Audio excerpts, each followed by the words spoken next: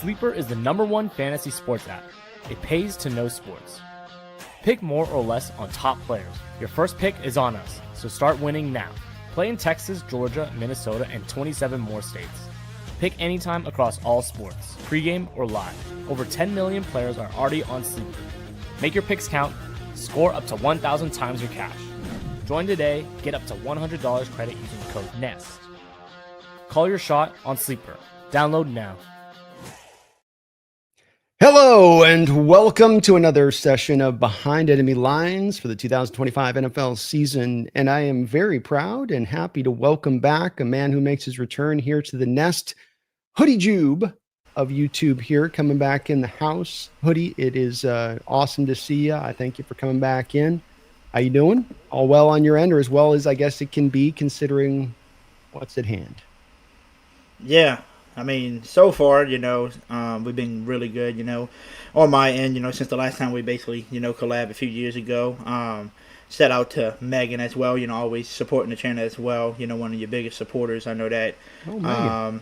Yeah, Megan's one of those big supporters. If she's not in here, she's over here on my podcast, giving us her opinion on her Seahawks and all that as well. So, it's definitely, she's a blessing, I guess you can say, because, she's always there for you, Amen. She's representing 24/7, so she's got my back for sure too. So that's good to hear. I'm glad, and she's she's all over the place on that, which is good.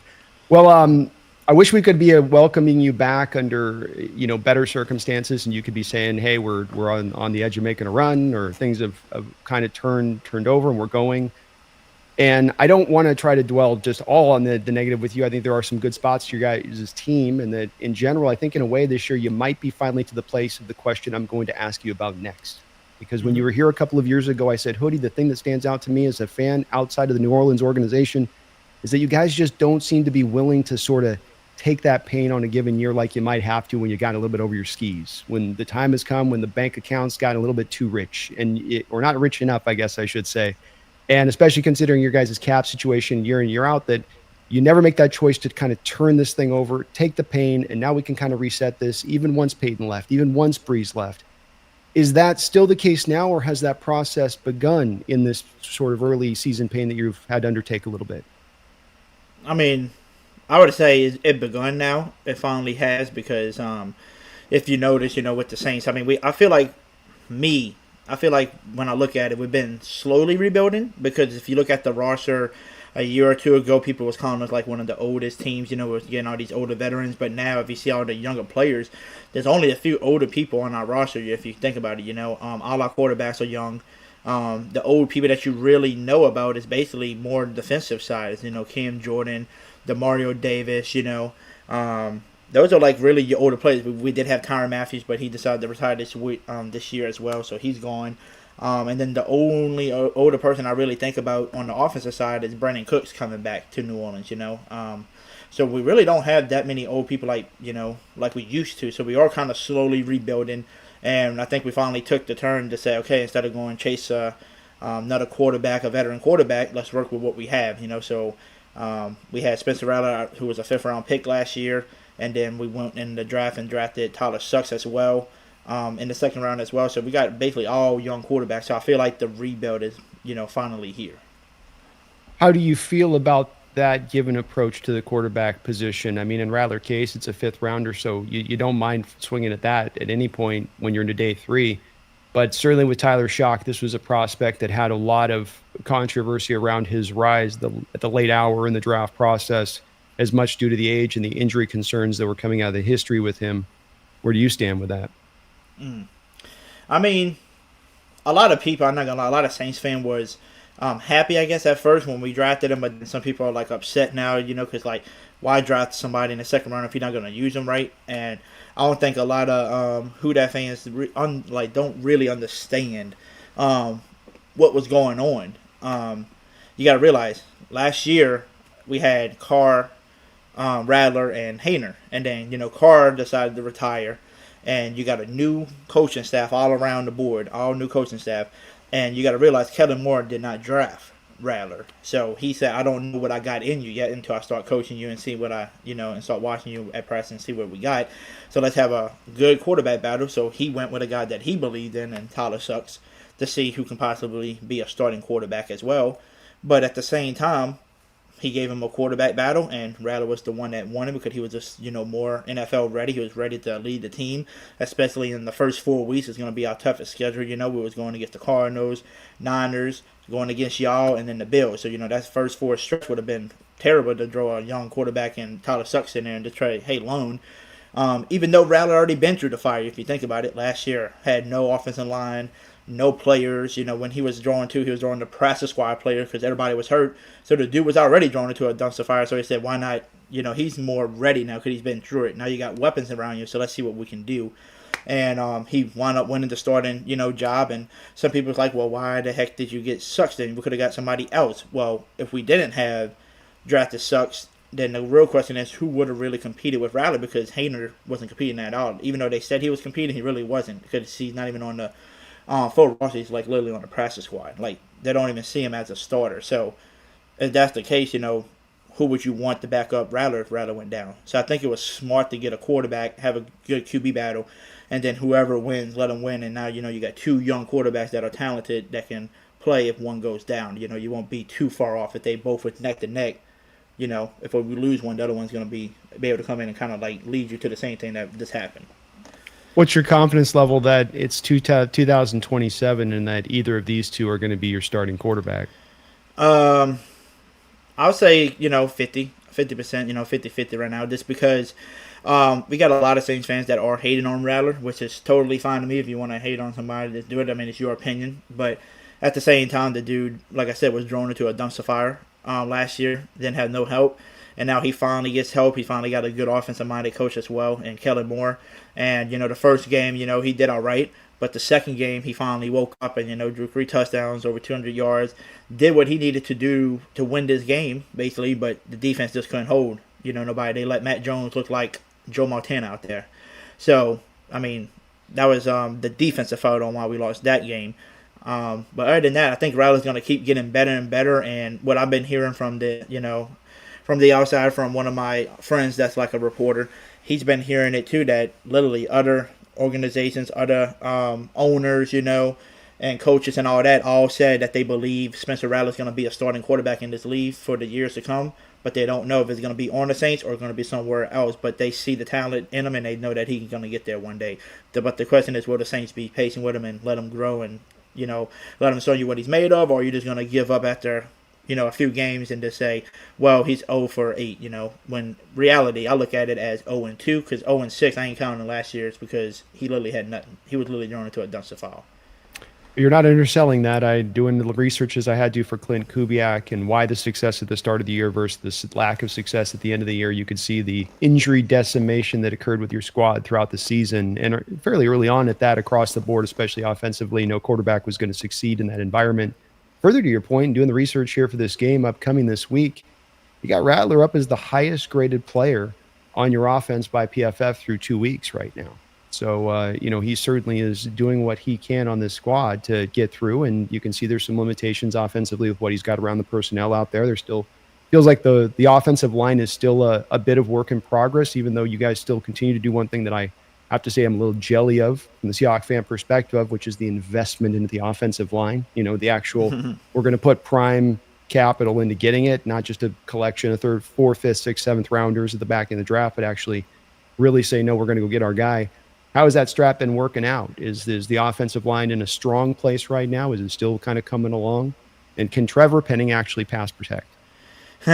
Now, this is what I would say. I say it's coming along. I think by the end of the season, depending on injuries, right? If injury doesn't occur and everybody stays healthy, I'll say by the end of this year, we can have us a top 15, top 10 offensive line up there. They're looking great.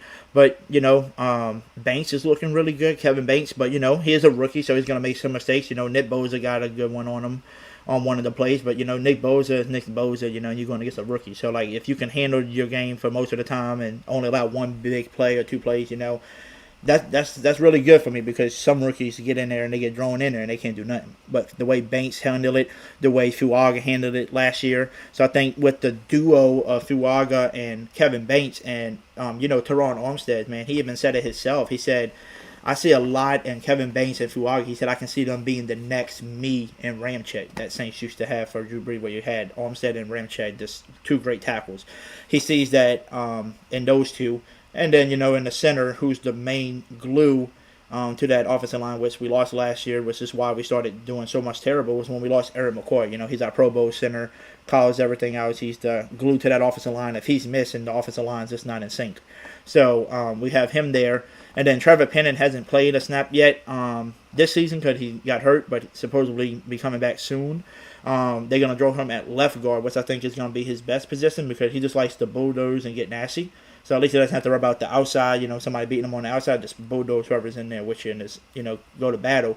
Now, the one person I will name that a lot of people don't like, and I know why, is Cesar Ruiz. He just chokes a lot on that right guard position. He just allows pressure to come. He might look at somebody and be like, okay, this person's not rushing, so then he looks somewhere else, and then the dude comes anyway, like they're not, paying attention.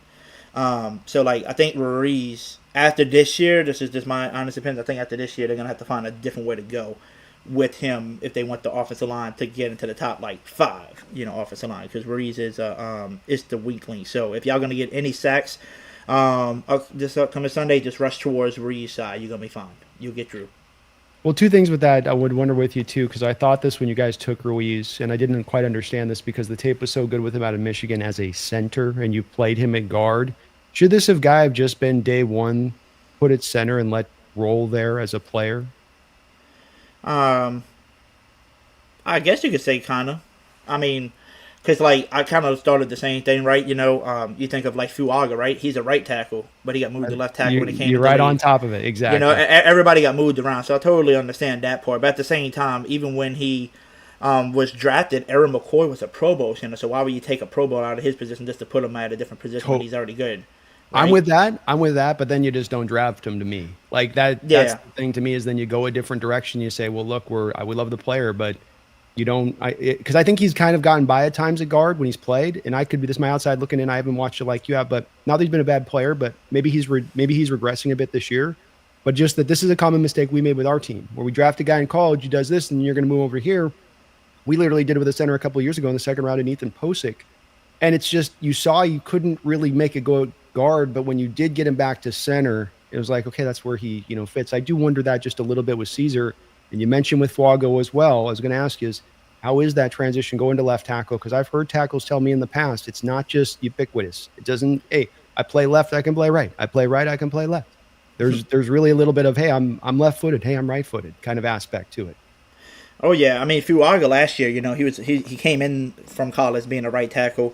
They moved him to left tackle, and he did pretty dang good last year for a rookie. To go from right tackle to left tackle.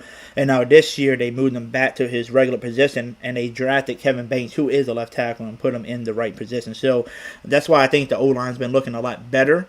But like I said, still until we get Trevor Penning at left guard, then I can really see everything. But so far, even with Eric McCoy in there holding the line together, you still see the mistakes by Ruiz, and that's got to get fixed sooner or later just because we can't be allowing people into making mistakes like this. Because Kelly Moore said it perfectly in his interview recently. He said, we had both of these games we played where we should have won these games, but we just killed ourselves and shot ourselves in the foot with penalties and, not knowing who the right blitzer was and just, allowing the free tackles and sacks on us. So, we were just making a lot of mistakes, dropping balls, having the balls in the hands, like the Jawan Johnson, in the first game, right in his hands to win the game, to basically, to go for a tie or go for the win. And it was literally a couple of seconds left, so I think we might have just went with the 2-point conversion and won the game. But he didn't come down with it. And then last game, I don't know if you was watching a little bit of the highlights. We started off slow because they were dropping stuff again, literally right in their hands. And from that, I think we started off with the first. I think he started off 1 for 5 or 1 for 6. But after that, Rattler went 14 for 14. We started, getting on track. And then towards the end of the game where we had another opportunity to try to make it down the field, somebody made some mistake on the pass protection and they sacked them, forced fumble, and we lost, So at the end of the day, I believe in Rattler. I think he could be a future quarterback for us, the franchise guy, because people are rallying around him. It's just the question is, who do we need to fill in to help him? Because Olave is a good receiver. Don't get me wrong, but he's afraid to take hit now because one more concussion he might be out the league. So like he falls straight to the ground. So it ain't like a yard after catch guy anymore. Rashid Shaheed is your speedster. Giving the ball, he's a playmaker.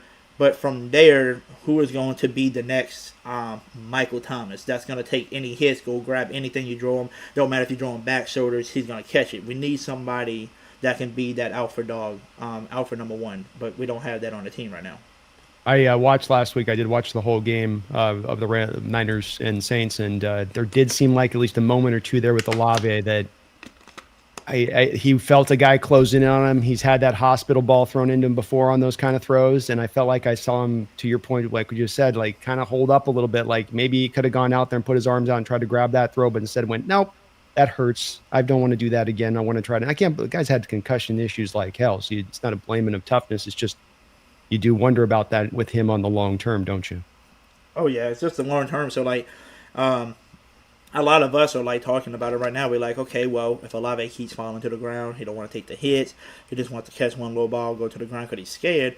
I mean, at this point, at the end of the season, they got to have a big discussion if you want to extend his contract or you want to just trade him and get rid of him. You got to figure out something because, like I said, it's hard to win a football game when you only got people catching the ball and going straight to the ground. We need some yards at the catch players, make some big plays, not this draw it to you, let me just fall to the ground because I'm scared to take the hit now. Because like they all said, he's probably one more concussion away from, might have to quit football because he has so many of them. He's kind of like Tua. Tua gets another one, Tua might be gone too. So that's going to be the hard part for, I think, the Saints on this one, where you may get into sell mode at the trade deadline. Receiver is a position that people do need, but then they probably hold the Saints over the barrel a little bit about the concussion factor of it being he is good, but there's that risk. So we don't have to give you this amount of value for him because of it. And then the Saints maybe not enough to go, okay, we'll do it at that point. It puts them in a bit of a pickle with that, a bind. Mm-hmm. Kellen Moore was your new coach this offseason. Were we good with that hire? Did we feel like the franchise exhaustively went through a variety of guys to land at the ultimately best one? Or did they kind of get tunnel vision on one? I think we got the best one out of all of them. I think the only other one that I really liked was possibly Joe Brady, because he's an offensive minded as well, but he didn't want to come. So since he didn't want to come, Kellen Moore was another offensive minded guy to do play quarterback in the NFL and college level. So he knows, how to read things and see things. And if you look at Kellen Moore's record, anybody he coached as an offensive coordinator, his offense always was pretty good. He succeeded with the quarterbacks. He won with Cooper Rush at quarterback while Dak was out for a while. He won a few games with him. So, like, if he can find a way to win with some of these people that I don't see as a really good quarterback, just to tell you this is what my thoughts. I thought Kellen Moore kind of reminds me a little bit of a Sean Peyton, Played a little bit of NFL quarterback, went to an offensive coordinator job, and just is really smart at the game and knows how to call plays and can be really creative. It can probably work with what he has, right? Like, if you watch these last two games, everybody thinks the Saints is the worst team in the NFL, right? And then we come out here and we basically fighting and clawing every single way, even with, new players and all that, because, Kellen Moore knows how to work with what he's got. And I'm really liking it. But the thing is, it's just you're shooting yourself in the foot. You're getting these penalties. You get a good play, a big positive 20-yard play, and then boom, here it comes back with a holding, and then it screws you. And that's what's been killing us the last 2 weeks. Even though I feel like I said we're still missing a lot of good pieces, but having Kellen Moore, I think we won that one because a lot of people was, well, I think it's between Kellen Moore and Ben Johnson. If we get ourselves Ben Johnson, we're going to be straight. Well, Ben Johnson hasn't sold nothing, and I mean, Kellen Moore at least hasn't gotten spanking by 30 points by his ex-team yet. Unlike, Ben Johnson, he got his butt spanked by the Lions this weekend. Boy, did he ever, yeah. He looked a little in and over his head the past couple of weeks. And he kind of looked like he got out-coached by O'Connell in week one. In that first matchup down the stretch of that football game. So, even though your team sounds like they're in a little bit of maybe not the best of shape right now to start out or been the last couple of years, I do sense some optimism from you right now into where this thing's moving in the future, both with the quarterback you have at the signal caller and with the coach that you had in the house, that you're getting some things in the right spot. It was hard to ever feel really great about Dennis Allen. That one did feel like just, all right, let's give him the job to me on that one from the outside looking in. So you got to have a little bit more optimism than that. That doesn't just definitely looks better on that. But accurate to say, you feel good overall, even if this is a season that's a bit tumultuous, that your Saints team is moving in the right direction.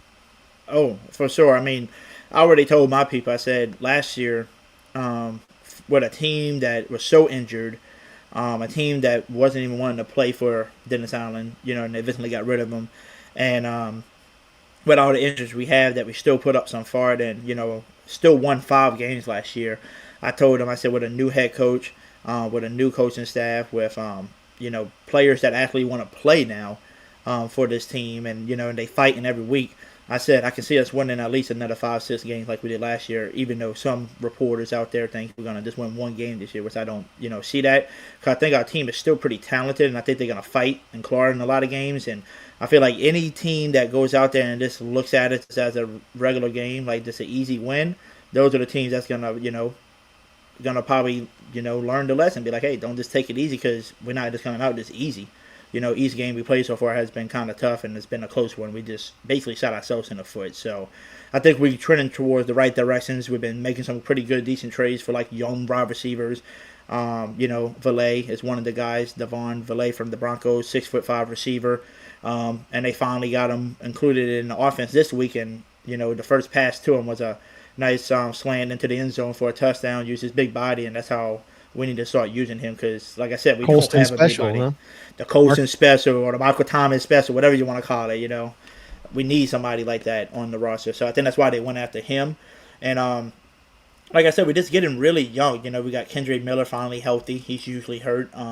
He's very explosive. So I know they're using Kamara a lot. I would like to see Kellen Moore open the playbook up a little bit more with Kendrick Miller, because when he's got the ball in his hand, he does positive yards. So like I said, Kendrick Miller kind of reminds me a little bit of a younger Kamara back in the day, when you used to watch Kamara when he first came in. So I would like to see him open the playbook a little bit more with Kendrick Miller, and also Devin Neal, the late round pick that we got. And everybody was saying that was a steal in the draft, because they projected him to go 3rd, 4th round. We wound up getting him in the 6th round. And he's healthy and ready to go too. So I want to start seeing some more players get involved and get more creative as we go, because we got a lot of young players that I think could show what they can be. And if it's going to be one of the years where we don't know where we're going to be, we're not going to probably make no playoffs and stuff. So why not see what these young people have, Yeah. Maybe all the more reason, if he does to the deadline, that maybe a guy like Kamara becomes a potential guy you guys look to move, if that's an option out there on it. I do think a big part of the keys in this game coming up, to see if you feel the same way, are the Seattle Seahawks have teams that are going to try to, just in general terms anyway, really try to work the backs out of the backfield a lot in the passing game. Stood out to me watching that Niners-Saints game in a major way was that a lot of the passing attack was back foot, Kellen, get that ball out. This thing is not going to be, you're going to hit a 7-step drop, you're going to sit on a hitch. It's that he hits that back foot and bang, that ball is going to go to the decision that he's chosen. And if it's a tight throw, it's a tight throw. And he's going to kind of do that. A lot of those were two of the shorter varieties. Am I feeling that offense correctly in the general flow of what I was getting from him? On top of course, mixing in the run and being diverse in the rushing attack, and a variety of different ways you're passing. Just it's got a lot of short bases to it a little bit. Yeah, I mean, it has a lot of short, passes, just kind of like quick. You're going to see a lot of motion, just to try to see. Because I think a lot of people don't realize you need to run a lot of motion type of plays in the offense, especially with a young quarterback, because it helps them kind of find out what kind of coverage they're in. Somebody's going to switch and run with them. You're a man. You can kind of pick out what they're going to be, and that helps the younger quarterback a little bit better. One thing that we ran a lot last week that we didn't run in week 1 was and Coach even said it, they ran a little bit more play action to help out, because we wasn't running. We were just doing a lot of set shotgun or just drop back passes, and that was it. But at least we were running a little bit more confusion with some play actions, more motion plays and stuff like that. And then the other thing that I really liked as well was Spencer Rattler using his legs a little bit more this game than last game too, and there was one good play that I thought, like, okay, stir down or something, and it looked like he was about to be tackled short, but somehow this little man of Rattler, because Rattler's not the biggest dude, put his shoulder down and knocked that defender down and got an extra, 5-6 yards to get the first down, and the whole dome started kind of erupting like, oh wow, that's what we want to see.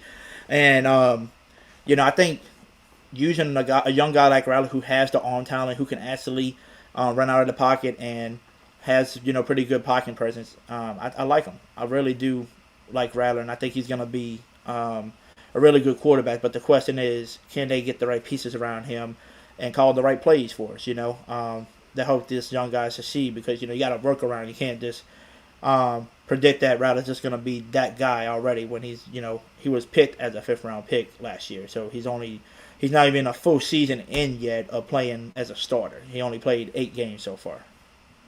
Yeah, one of the benefits, I guess, when you have been in South Carolina under so much pressure like Rattler was so consistently with a bad offensive line, is that it prepared him for this stuff. And he's got a lot of smart abilities, kind of like Mahomes, where it's like not a guy that's necessarily super sudden in how he moves, but he's just so smart about how to navigate around through the pocket and get around pressure. He uses the pump fake to the utmost when he gets the guy in space, and he can just always make that guy jump and then get around him after the pump.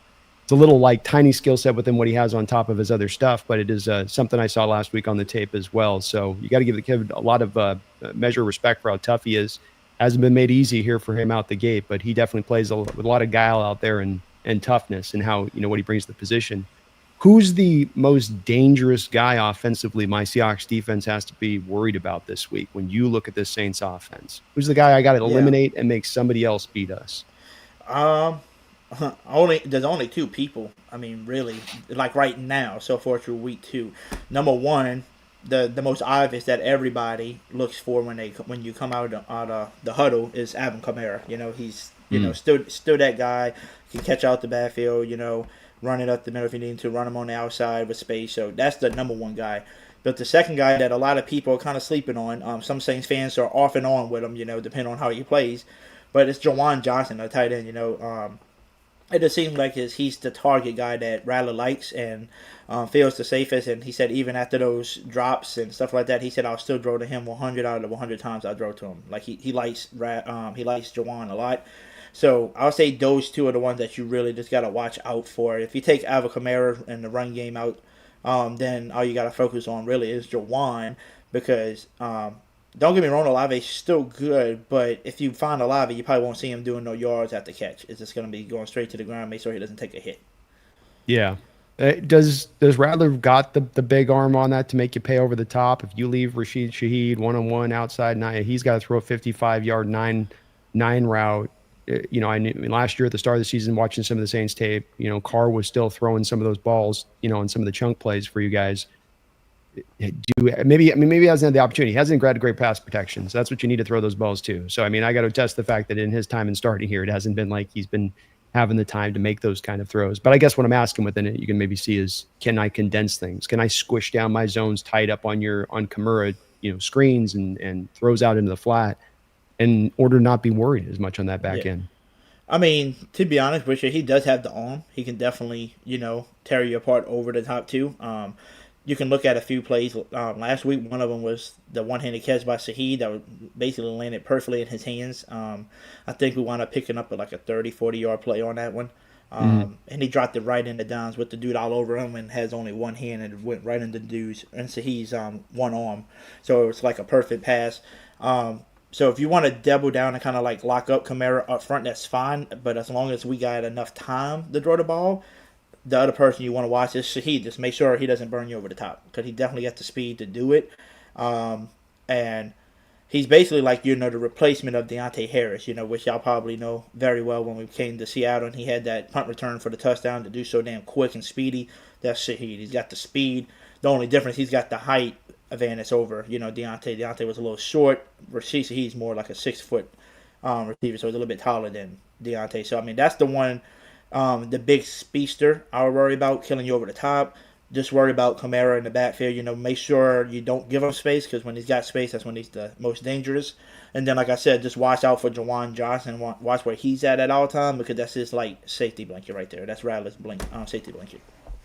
Week 1, gave up a touchdown reception to George Kittle, a touchdown reception to a tight end at the end of the game, and allowed the running back in the backfield, and I think it was McCaffrey, to get like 9 catches or something like that. Then last week, we were really on top of it. And when the running backs made the catch, we were there to tackle them for the most part. Warren had a big bust out. But that's the place you guys have some potential of making some hay to me in this game offensively, is you do it on the forefront of your strategy, and it's also a little bit where we can sometimes be a little bit weak defensively in order to be a spot that you can attack.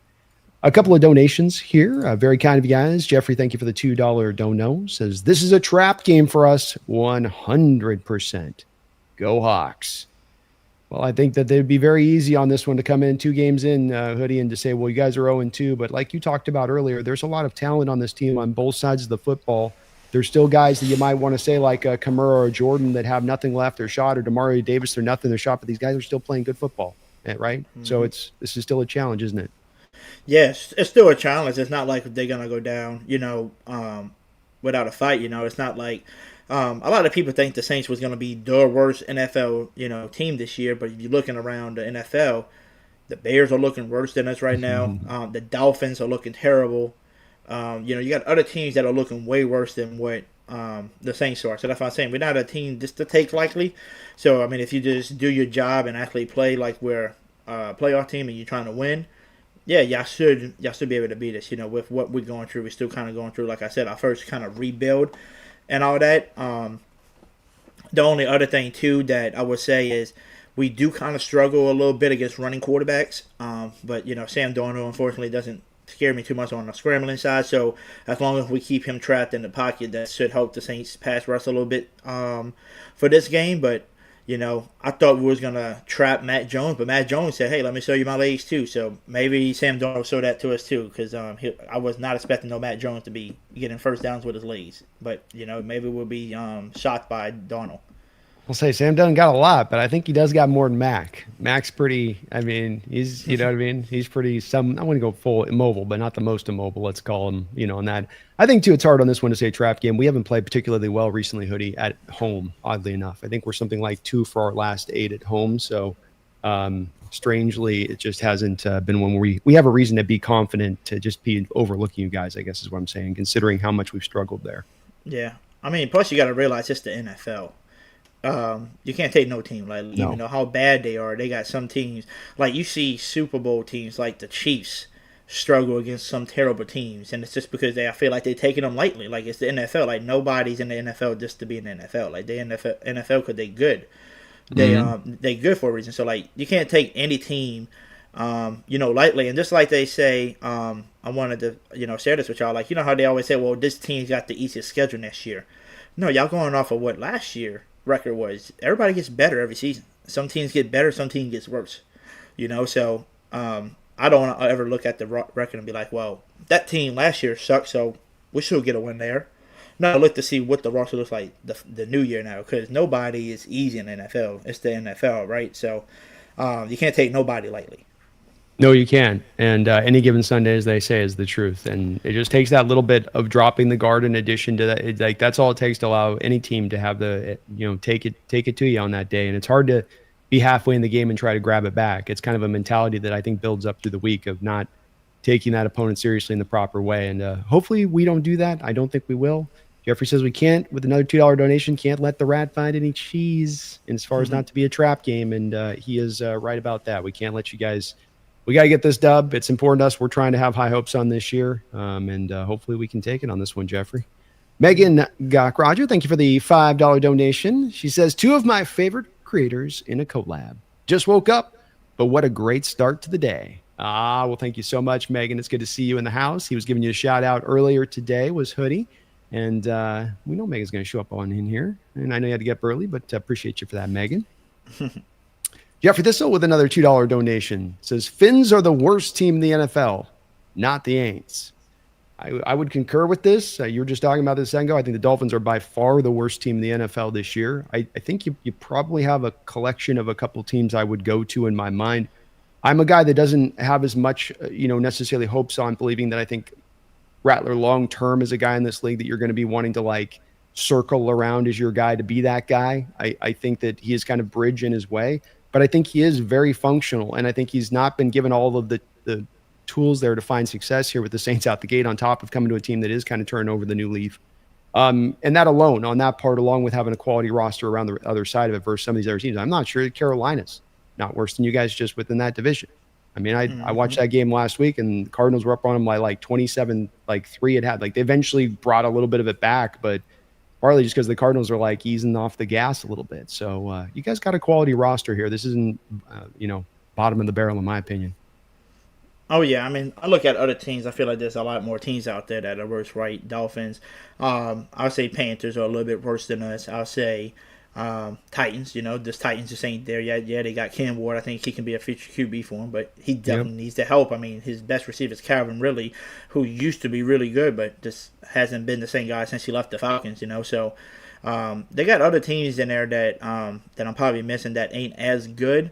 But I would say we're not the 32nd team in the NFL. So, but like you said, every Sunday is a new Sunday, right? So anybody can win any given Sunday. So just make sure y'all do the job. Like I said, don't take anybody lightly because it's the NFL, you know, and we still got some talent around on the roster. And the one thing I'm happy about is just that you see Rattler go from what he was last year with nothing, and then you're seeing him in the first game kind of like, you know, getting the rust off, and then second game he finally opened up, you know, besides the first series or two where people was dropping passes and everything wasn't the best, but after that he was just on something. So like when he gets on and he gets hot, you know, I just feel like we got a good shot. So if he just keeps getting better and better every game, I think Rattler could be a future quarterback for us. I really do see something in him because if you look at him, he kind of reminds me of a mini Mahomes a little bit, just short. You know, like if he had the height on it, it would be a different ball game because then he can see over some stuff. But he kind of got the height of Drew Brees, but more mobile. Because Drew Brees wasn't really a runner, but Spencer Rattler can use his legs, and that's what I like because for years we had Drew Brees. After him, you know, we had Derek Carr and, you know, Jameis Winston. You know, Jameis Winston wasn't really a runner either, even though he could use it, but he just never was. He was more of a pocket passer. So to finally have two young quarterbacks, a guy like Rattler and Sucks, who can actually use their legs, it just brings me excitement because I know that if we need to use our legs, we can use it because we have somebody that can do it. We're not going to have somebody that's going to sit back there and just take the sack because they don't run. Yeah, mobility in the quarterback position used to be something that I think was a little bit more optional. And now you don't have to be hyper mobile, I think, to play the position to have success, but you got to have some mobility, and the best quarterbacks in the sport right now all have it, you know, and they have the good arm talent, but they've usually got the legs that match it on up in there. So we'll see. I'll say too that I may be a little bit skeptical a bit on Rattler to a tiny degree. I don't think he's a bad quarterback either. I don't want to, you know, it's that nuanced place you try to get to on things. It's just too as well. You can't make the judgment on the guy until you do give him that really good supporting cast. He's got a steady line, maybe another playmaker or two. You know, Juwan Jennings consistently catching the ball, or John Johnson consistently catching the ball, you know, and had a couple of those brutal drops last week too, as you mentioned, in week one when they did stand out in that game, especially a game that came down to being tight and close. You know, those drops really do add up in the grand scale of things to holding you back from winning the football game at that point. Flipping it a bit over here in a second to the defense, got a couple more donations. Michael Morgan, thank you for the $2 donation. Says, "What's up, fellas? How you doing, Michael? Good to see you in the house. Thank you for the dono. Appreciate you. Feed Me More Seahawks, thanks for the $2 dono as well. Says, does your salary cap worry you? That's Saints. Yeah, where are we at on the salary cap? It's at times been on the emergency room table, seemingly bleeding out mid-season. Are we at the point we've got the arteries cut off? Everything fixed. Has there been a blood transfusion? Where are we at here with this thing? We got it fixed now, believe it or not. But yeah, we got it fixed because right now we have, I think they said 20-something million in positive cash right now, when normally would be like negative right now, right? You know, using it on different people, but they're not really signing too many people and not worrying about it. And what I'm supposedly hearing is that next year's cap was supposed to be in a positive 100 million for the first time ever. It won't be negative anymore. So that's a plus. So that means next year, and then in 2027, we're supposed to be even bigger than that, according to the, you know, everything I'm hearing. So if that's the case, then in the next year or two, we should be able to sign some good players, and, you know, get the roster back to where we need it to be. So I say give us about another year or two, and then we'll be back into the playoffs pictures for sure, depending on who they're trying to build around, whether it's Rattler, whether it Sucks, or whether it's somebody in the future draft coming up. Somebody might be lying to you on 26. I'm just saying. 27, you guys are great for 27. You're right. You guys are flying for 27, but you still got some work to do in 26.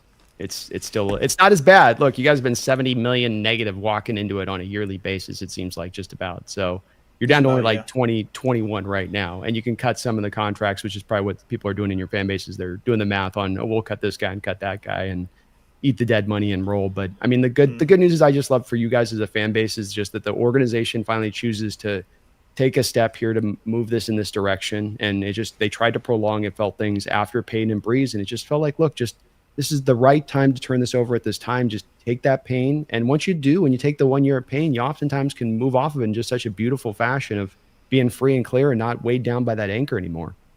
Oh, yeah, for sure. I mean, and the number one thing that a lot of Saints fans don't like currently, and I know a lot of Saints fans can, agree with me, we feel like we won't win another Super Bowl, maybe not even sniff a playoffs, until Mickey Loomis is gone. The GM. A lot of people don't like him just because he always wants to prove people right that I can win with this person. We just need a new GM and get him out of here just because he's just, ever since Drew Brees and Sean Peyton left, which was a good signing for those two, he just hasn't been the best GM. It's just, a lot of people don't like him. So a lot of people are saying until he's gone, we might not sniff a playoffs or a Super Bowl, even though unless he finds him the next Sean Payton and Drew Brees somehow. I'll tell you, it's hard not to look at Peyton going to the Broncos with the way that the Russell Wilson situation he walked into inheriting, and to then him find success, to not feel like in retrospect that Brees and Peyton doing a lot of that heavy lifting versus Loomis being like the third slice of the pie in that equation. Mm-hmm. You feel that way? I feel that way. I just feel like the only reason why Mickey Loomis has his job still is because of Sean Payton and Drew being so good. I just really don't. Like his hiring wasn't good. Like he tried to cover up Dennis Allen a lot. And me, I like Dennis Allen a little bit because, he was a defensive-minded guy. He made our defense look good. But then they had some games just be like, yo, what are you doing? Like, as a defensive guy. And then we just wasn't really having the best roster around us either. Like we wasn't a healthy roster every year. We was getting hurt. Injury keeps piling up. But, this year you feel a little bit more excitement because, you got your full roster clean out, all new people. I like Stanley's, defense. I think Stanley just needs some more defensive weapons to help out. Which I know you said we were about to talk about some defense soon, so I got some positive players to talk about that are young that you should watch out for on the defensive side. But, overall, though, a lot of us feel like until he retires and gets out of here, or until he finds another Sean Payton and Drew Brees, we might not sniff a playoff or a Super Bowl for a long time, as long as he's there. Well, he's had a long period of time since those guys have kind of left, or at least, through since you won the Super Bowl to show that success there, and had those. I think the 17 draft probably saved his butt, because that was such an awesome draft, almost historical like, and it buoyed everything up there at the end where maybe otherwise kind of it sort of like put Band-Aids over things that probably should have been sutured. Mm-hmm. I mean, sorry, go ahead. No, I was just saying, 100% agree with you. Yeah, it's tough. It was a good situation and a bad situation maybe in that one. A blessing and a curse. Michael Bicknell, thank you for the $5 donation. Michael says, who did the Saints piss off in the NFL playing 3 NFC West teams and then the Bills in the first 4 weeks? Rat was slinging it last week. Go Hawks. Yeah, kind of a tough opening break. I mean, we've got 3 unbeaten teams in this division, and then we're 1-1. And if you're right out the gate, that's a tough pull, especially a Niner team's a little older. You're getting them fresh and young in the season. Not the easiest schedule. You see other guys got to still deal with the Rams at some point too. Oh yeah, I mean, a lot of people were thinking like, okay, Rattler got named the starting quarterback. Why? You used your second-round pick on this guy. And then some of those people came to the conclusion, well, if you look at the first 4 games, that's like the toughest part of our schedule throughout the whole schedule, if you really look at it. That's like your first tough 4 games. You got to get alone. You got to kind of learn how the offense is going to be flowing, right? You got to make sure everybody's on the same page. We're kind of a younger team now. New offensive coach, new roster, basically, coaching staff too. So they was like, maybe they're using Rattler for the first 4 games to see what they got in them, but also to be the cover up to where Sucks don't have to be thrown into the fire right away against the toughest teams, and then they can utilize him later on while the schedule gets easier. Some people are thinking that. I could see that, but then again, so far, everything that Kellen Moore said out of his mouth, everything's been true. And what he said was whoever wins the starting quarterback, whoever gets that starting job, will go through the learning pain with them, and we'll go through that roller coaster ride up and down. It's going to be their season to show who they are. So that's the thing, and Rattler keeps playing like he did last week and just continue to build off of that, there shouldn't be a reason why they have to pull him out and give Suggs a chance. You can see what you got in Rattler all season and see if we can build off of him and put the right pieces around him, because a lot of people seen it before, right? They got other quarterbacks that were not that great back in the day that still made it to the playoffs and won Super Bowls with the right roster around them. And one person I would say who won the Super Bowl because they had a pretty good roster around him, Nick Foles. Nick Foles wasn't the best quarterback ever in the world. He was just a decent, good quarterback that helped carry the Eagles to the Super Bowl when Wentz went down. And I think if you got the right staff around those people, you're going to be successful with a good quarterback. You don't have to have the greatest elite quarterback to win, because the team showed it to you that they can do it without it. So.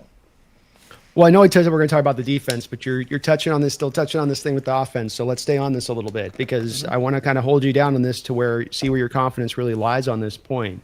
You guys, let's say, are picking number 2 or number 3. Not as much because you're the worst team in the league, but partly like for the aforementioned reasons of the schedule that we just talked about. You're in a division, as say for maybe the Carolinas, got some challenging matchups that you're going to have to face. There's going to be let's say we have a draft coming up where it's one of those that have a historical one that I can show you a variety of different years it's worked out this way, where it's a 1-2 quarterback draft. For instance, it looks like a lot of ways right now you're going to get maybe an Aller Cade Klubnik, or Sellers and a Cade Klubnik. If you go through and you have Rattler play a real solid season but not a spectacular season, and you have all those reasons of what's holding him back as far as valid reasons to say this is why he's not showing us more, and there's the mini Mahomes aspect to him that you spoke about, do you feel confident enough if he has that kind of season to then pass upon one of the top quarterback talents in this upcoming draft? Especially if you don't have a chance to even still see Tyler Shock, because they just kind of roll with Rattler because he's solid enough to maintain the solid starting job over a rookie quarterback. I mean, to be honest with you, yeah, I'll have confidence. As long as he goes through the season, has a good season, gets about 4,000, yards, give me about 20-something touchdowns in the season, hold on to the ball and not do any picks, because so far he hasn't thrown one pick yet so far. So as long as you protect the ball and do that for me, and you show me that we just need to get some better weapons around you, I think I can believe it in. And the one person, I'm not for sure if he's coming out in the draft this year, he might be, is the receiver from Ohio. That's just been the biggest number 1 receiver coming out of the NFL draft, I believe. I can't remember. I don't know if it's He's this not year. This year, brother. No. But that's who I would go after. I would add a receiver. I know like him. it's tough for you guys because you're down. There's 2 guys. Yeah, the Ryan Williams kid, the Alabama kid would have been the other guy that you would have taken a look at. The good news is that this is a draft that's got a lot of really good receivers in it. But I would have been with you on that. All over him if that would have been the guy. I mean, he's going to be probably the number 1 overall pick then the year after he comes out by that point, because people are just gives us that one. He looks like a new Julio Jones basically. So it's how do you not? Thank you for all the donations. We still have a couple more donations here that we're going to get over to the defensive side of that here in a second, Hoodie. But bear with me on this. We've got to cover a little bit of a sponsorship moment here on the channel, if I can. And of course, now my thing is not coming up. Sorry, my deal is being stupid here. So there we go. Appreciate you hanging in here with me on this, Hoodie, today, by the way. 1 second here. I always got to do a bit of this live because it won't stay in the deal when you do it through. So this show is sponsored today by Sleeper. Sleeper is been hooking up here with us, the Hawks Nest, here throughout this year right now, and they're going to be doing so for the foreseeable future, which I'm very proud about. They're going to match right now if you use my code NEST up to 100% when you use their app. It's a daily fantasy app. You can get the over, the unders on these particular games. You can get in on a lot of variety of different actions from NFL, the CFB, Major League Baseball with the playoffs coming up. There's a lot of different ways you can stack up your card if you'd like to. And I'm going to get my man Hoodie here to help me build a ticket here today right now. We're going to make a couple of picks here for this upcoming game. And again, they will match you up to 100% of your first deposit. Up to $100, $100 from me to you from Sleeper app. So Hoodie, let's go through and pick a couple of these picks, and you let me know what you think maybe is tasty. I think would love to hear. We got 200 yards, Hoodie, for Rattler. We've got Kamara with anytime touchdowns with 1, Olave with 0.5 anytime touchdowns. You feeling good about any of those? Only one that I feel really confident would be possibly Rattler with 200, because he had over 200 yards last week against a good 49ers defense. So maybe Rattler 200, but touchdowns, touchdowns are iffy. It can switch from Kamara scoring a touchdown. It can switch from Jawan Johnson, which you seen last week, scoring a touchdown. it can be a young guy like Valet that we seen. So like it's Rattler's been kind of like spreading the ball around to a lot of different people. What about the under then on Olave? Because I'm with you on Kamara. We probably don't want to do the anytime on Kamara because that's too volatile. But Olave, touchdown for Olave. Yeah, I'd do the under on him probably. All right, we'll go the under on him with that, and I will go with the Sam Darnold over 212. Well, your guys' run defense, it felt like in the trenches last week. I could get after that a little bit, so maybe we'll have to go with one of our. Should be some more picks here, but we'll go with you get the freebie on this one with them folks, so we can take the 0.5 with Tua. That's 0.5 pass yards that just gives that to you, and then we'll go with the hot hand Jackson Smith and Jigbo, who's had a couple of good weeks. Went up to 8.4 times your amount on that, just a $5 bet. Bring that back through to you 8 times the money on that. So please do use Sleeper today. Use my code today. Terms and conditions do apply. See their website. And Hoodie, thank you for helping me build out my deal there, man. I appreciate you doing that there. Mm-hmm. No problem. All right, a couple more donos here, and we will hit up on that defense. Eric Tams, thank you for the $20 donation. Says, great guest tonight. Thanks for the insight. Well, indeed, I want to echo this, folks. We always want to show love to the folks who take so much of their time out of their busy time of year right now. He's running right and left, no doubt about that. And so I've got a link down in the description section below, which is a direct link to Hoodie Jube's channel. So please do and show him the love. It's free to do this, and sub on up over to his channel. Show him some of that love on that side of it for being so kind to come in here. And he does do a great job of covering the Saints. So always good to have a content creator who knows covering end-to-end all the good stuff going on with their team so you can get the goods from them. But I echo that, Eric. I do need the love, though. I'm not gonna Needs lie. the love. Show him the love. Hey, I'm leaving Friday, okay? This Friday I'm leaving. Flying out to Miami to hang out with my best friend because it's my birthday trip. Monday I'm turning big 30. I'm finally turning 30. So, hey, let's I go. I can use some birthday. Anybody want to give me 30 subs for my 30th birthday? Come on now. Let's go. Let's get him 30 subs for his birthday. Come on, Hawks Nesters. This is what we do here. We show them the love. So get over there to Hoodie Jube. It's right in the description section. I'm going to make you search it. Just click that link in the description section below. Bang right over there. Hit that sub button. Show them some love. We're going to definitely have them back on here into the future as we're in the NFC, man. We're going to play a decent amount through the years. You know that's going to happen. So thank you, though, Eric. Yeah. I appreciate the big-time $20 donation. Very kind of you. And I echo your sentiments on that. I do. A great guest to have on, man. I really appreciate having you. I was looking forward to really having you on some of the stuff, especially in light of some of the conversations we had in recent history before. Jeffrey with another $5 donation says, felt for you guys getting ref screwed 2 years in a row in the playoffs with Drew. Saints have my favorite uniform color in the NFL, black and gold. I guess we got to talk about it a little bit, man. I know it's not a fun conversation, but I mean, it is worth talking about. You have one of the all-time moments of egregious, we had a whole Super Bowl stolen from us back in 2005. You know what I mean? Like straight just ripped from us. But we definitely also then have a lot of sympathy for those franchises who then have it undertaken. And I agree with Jeffrey. There was a back-to-back year thing with you guys, right? Because a lot of people remember this, as Jeffrey's talking about, with the Rams blatant PI just demolishing your running back. But he's also speaking about then after that, the year after. What happened the year after that with a call that also was just a brutal one that went against you guys? Yeah, so we had, I'm going to say this, we had a lot of different. We had the Minneapolis Miracle happen to us at the last second. We had the referee no call with the Rams, right? You also had another one that was against the, I'm trying to remember the dude's name. It might have been the Vikings. Yeah, it was the Vikings. It's the Vikings tight end. It was the Vikings again. Rudolph freaking had a push off that could have been called, but they didn't call the push off in there as well. But like I'll go back to the Rams. That one hurts a lot because that was our last chance to probably see a great Drew Brees, winning another Super Bowl possibly for us. And with the Super Bowl that they had, like the NFL blew that so bad because imagine if you would have called that flag. Saints win the game. And the Saints, you get to see Drew Brees versus Tom Brady for a Super Bowl. One of the greatest quarterbacks, to watch them go at it for a Super Bowl. That would have been amazing to watch. But they blew it and said, let's watch the Stafford Rams. And Stafford and them couldn't do nothing against the Patriots. It was just a boring Super Bowl.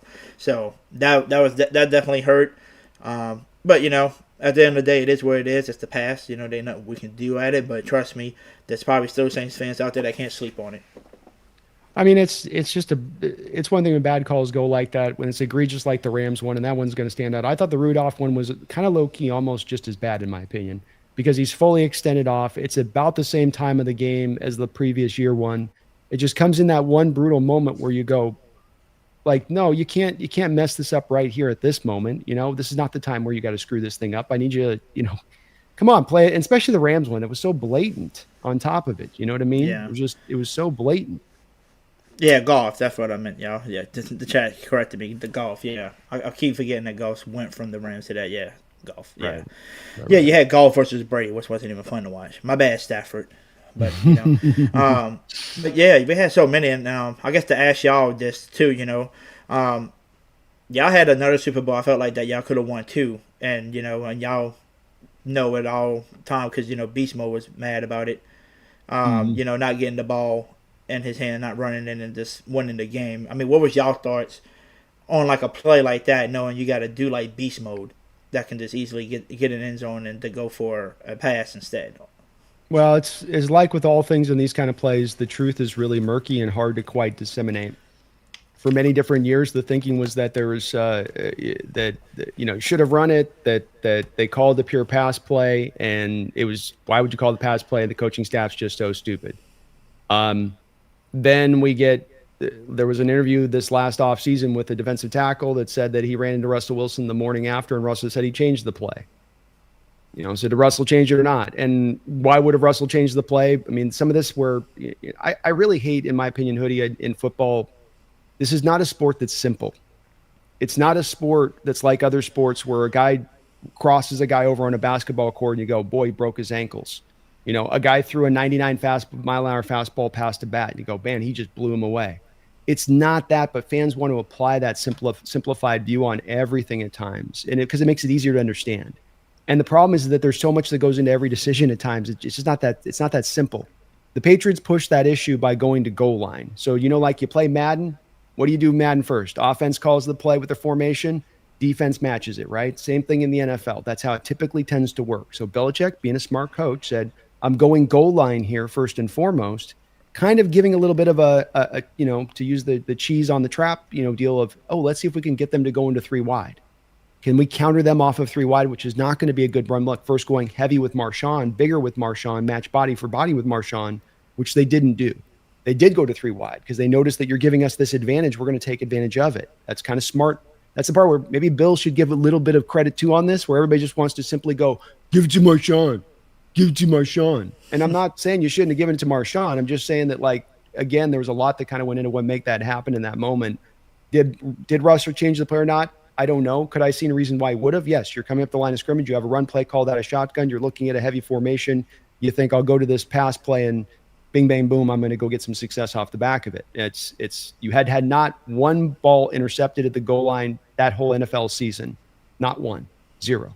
So he's playing a little, quarterback's maybe playing to the odds a little bit on it, but what's the truth? What isn't? You know, who knows? I will just say, though, that from my perspective on it, I see this with a lot of things when it comes to quarterbacking. You've kind of intimated this with Rattler, right? You probably feel it a bit in your fan base, where it's just drive to just sort of paint them into the corner of not this, not that, can't do it. It's like, well, wait, no, there's more gray here, you know? There's more gray here than the black and white they're trying to paint.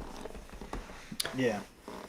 HHG, thank you for the $2 donation. Says we could have a Brady Breeze Super Bowl. Would have been better than the one we got. You know what I mean? Would have been better than the one we got. Oh yeah. Mumbles coming in with $100 donation here. Thank you for hanging on with me here, Hoodie. Appreciate you for that, Mumbles. With $150 and then another $50 donation. So Mumbles coming in, dropping $200 in donations back to back here on the channel, showing some love. Thank you for that. Mumbles, you're the man. I appreciate you. Promises made, promises kept. Wish I bet on the 49ers since they were the only pick I got right and didn't put them on the ticket. Let's make that hat sting a little less today and keep Megan from breaking my kneecaps. She can put the bat down now. Much love, Brando. Oh, well, thank you, Mumbles. Mumbles laid a big old fat bet here this past weekend, and he hit. He landed on it, which is great to hear. I guess I'm getting some of the benefit of that, but he's also shown the love, and he's done it before. Mumbles, you are awesome. Megan, it's okay. You can put the bat away. He's going to, he's going to pay up. He's going to pay up. It's going to be okay. But I did also lose a week 1 bet, Hoodie. I bet a 49er fan that if we lost, I'd have to wear a Niner hat, and they're putting me in the most ridiculous thing you've ever seen in your life. It is. I've got to wear on this NFC West Roundtable show I do, and it's the worst. It's the worst hat you can imagine. Like picture the most silliest looking 49er hat I'm wearing. It's that, and then maybe a little worse. Mumbles, thank you for another $50 donation. 150 and 50. You are awesome, brother. I appreciate you for that. Some love, as Brandon put it, mate. The reset hurts, but it needs to be done at some point. You can get back up there. Would love to see it. I echo everything he just said there, Hoodie. I think you guys doing this now and starting this process is so smart. You got a great fan base out there. Like to see you guys get back to rising back to prominence and making some noise out there. And I do just feel like the big part that's been as much, maybe Mickey's been holding you off. Maybe he just doesn't have the bullets in the gun anymore to make it go. But I do just feel like that kicking the can down the road thing we talked about a couple of years ago just kept holding on and kept being kicked, and you just refused to just, own up to it. And he especially, because then he had to own up to it was my mistakes. It was I that was unable to get us short through all that time period if he did, Mm-hmm. Kind of end up dealing with the ego of the guy as much as anything. Well, I know we've pulled you pretty long here, but let's talk, if we can, a little bit about your defense, if we can. You mentioned some young players that you are excited about, maybe building some young building block points up on this defense. Who are some guys that we should be watching for this year? I saw you had Granderson up there at 4 sacks right now, kind of leading the team through on that. Interested to hear where you are with Brian Breesy, the Clemson kid you took a couple of years ago, and his progress and development. Seems like he's a blocker of kicks, a knocker down of balls at the line of scrimmage with those big, long arms. Oh, yeah. I mean, some of the young guys, you mentioned 2 of them. Granderson, very good off the edge. Also, another one is Brian Breesy. I like him a lot. Some of our Saints fans think he cheats for some reason. I don't understand how you call a nose tackle that got 7 sacks last year as a nose tackle. I don't know how that's terrible. I mean, most nose tackle might get 2 sacks. 3 is that because, the nose tackle, you're mainly stuffing the run and it's hard to get through up the middle. But I don't know what it is. I don't even know what Breesy does, but he somehow pushes the pressure and finds a way to the quarterback almost every time. And most of the time, I think this dude can have more sacks, but sometimes this dude is putting pressure on the offensive lineman that's pushing him, right? That he's pushing back to get to him. And then when he finally gets his hand and reaches out, the quarterback, all they got to do is do a little spin, and he's going in the opposite direction, right? So that's what kind of stops Breesy. But other than that, he is somebody you do want to watch out for, especially coming up the middle. The Mario, man, he's not young, but the Mario, he's still not. This dude is aging, but he's not aging, if you know what I mean. Like, he's just playing at a high level still for his age. One guy I do want to see on the field a little bit is Danny Stutzman, linebacker at Oklahoma. He is a certified stud that can tackle. So I want to see some more of him, but he's been really on special teams lately. I feel like he's going to be the replacement of DeMario once he leaves. I think it's going to be Pete Warner and Danny Stutzman as our linebackers once DeMario retires. Another young guy that I like that played last week, who showed a little bit of promises, was Jonas Sinker out of Virginia Tech. He finally got to start this week because of, Blackman going down with an injury already and possibly out for the season. So Sinker is another certified tackler. And if you go back and watch some of the clip of him last week, anytime that you start Chris McCaffrey was about to score in open space because Chris McCaffrey is, Chris McCaffrey, Sinker was always tackling him. And I just loved the way this dude did because, that was the one thing the Saints missed the last couple of years, right? We just could not tackle. We was allowing big plays, chunk plays, because we just could not tackle. And Sinker and Stutzman is going to help us out tremendously on that side. Once they add Stutzman and once we see a little bit more Sinker, that's going to help out a lot. Another young guy, you probably heard of his name a few times, Alontae Taylor. Watch out for him getting in the blitz package because he does play corner, but sometimes they blitz him. And when he blitz, you don't know when it's coming. And when he gets there, he just gets your quarterback. No matter, even if you're a good scrambling quarterback. He got Kyler Murray so good in week 1 on a blitz that was really important because it got us the ball back to where we almost won the game. But, DeJuan Johnson wound up not coming down with it. So that would be another young guy. I do like Kool-Aid, but the last, I'll say, week or 2, he kind of struggled just a little bit. But, Kool-Aid is another young guy I'll watch out as well. But if y'all really want to have great success this week, just pass on number 27, Isaac Yeadham. Pass on him all day. He's wide open. So anybody is listening, if you are the offensive coordinator, Clint Kubiak, I know you very well because you coached for our team last year. Just literally go and attack Isaac Edom, and you will be successful this game. That's all I can say about that, right? Isolate and attack. Isolate and attack. I love that. That's nice. So I imagine that they probably will. Alonte's a fun player to watch on tape. He's very fast. He's flying around a lot. So, yeah, definitely go at a bit of the weakness. You guys basically trust your front four to mainly get the pressure. It still looks like for the most part. There's a few blitzes here and there, but it's more of just kind of a change-up thing that you do more than, trying to really attack in that manner. Is that a fair outlook on it, defensively speaking? Yeah. I guess you can say we run more of a zone instead of a man now compared to Dennis Allen was more of a man. Yeah. Man-to-man kind of defense. This is more kind of a zone. And I feel like until this team gets more chemistry and until we start adding some of the younger guys like the certified tacklers, we're going to allow a lot of big chunk plays here and there just because they're not, up to par yet. Because when you're running a zone, you got to make sure you're in the right position and the right spot, right, to where that play doesn't form in front of you. But for the most part, the defense has been pretty good, If you look at the last two games, they kind of allow some points in the first half, but in the second half they make an adjustment and don't allow as much. Like last week against the Niners, they scored 16 on us in the first half. Second half they only scored 10. You look in the week before that with the Cardinals, they kind of had a good start, but after that we kind of just shut them down in the second half, and that's how we made that comeback. So I would say y'all should be able to see some points on the board in the first half for sure.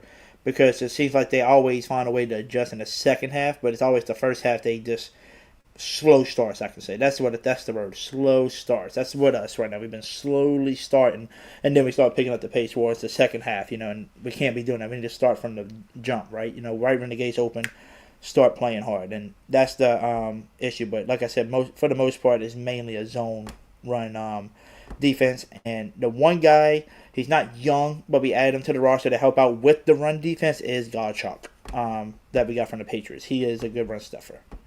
Okay. I'll keep an eye on those guys. McKinstry was an interesting guy scouting him coming out because my comp for him, I swear to God, was Lattimore.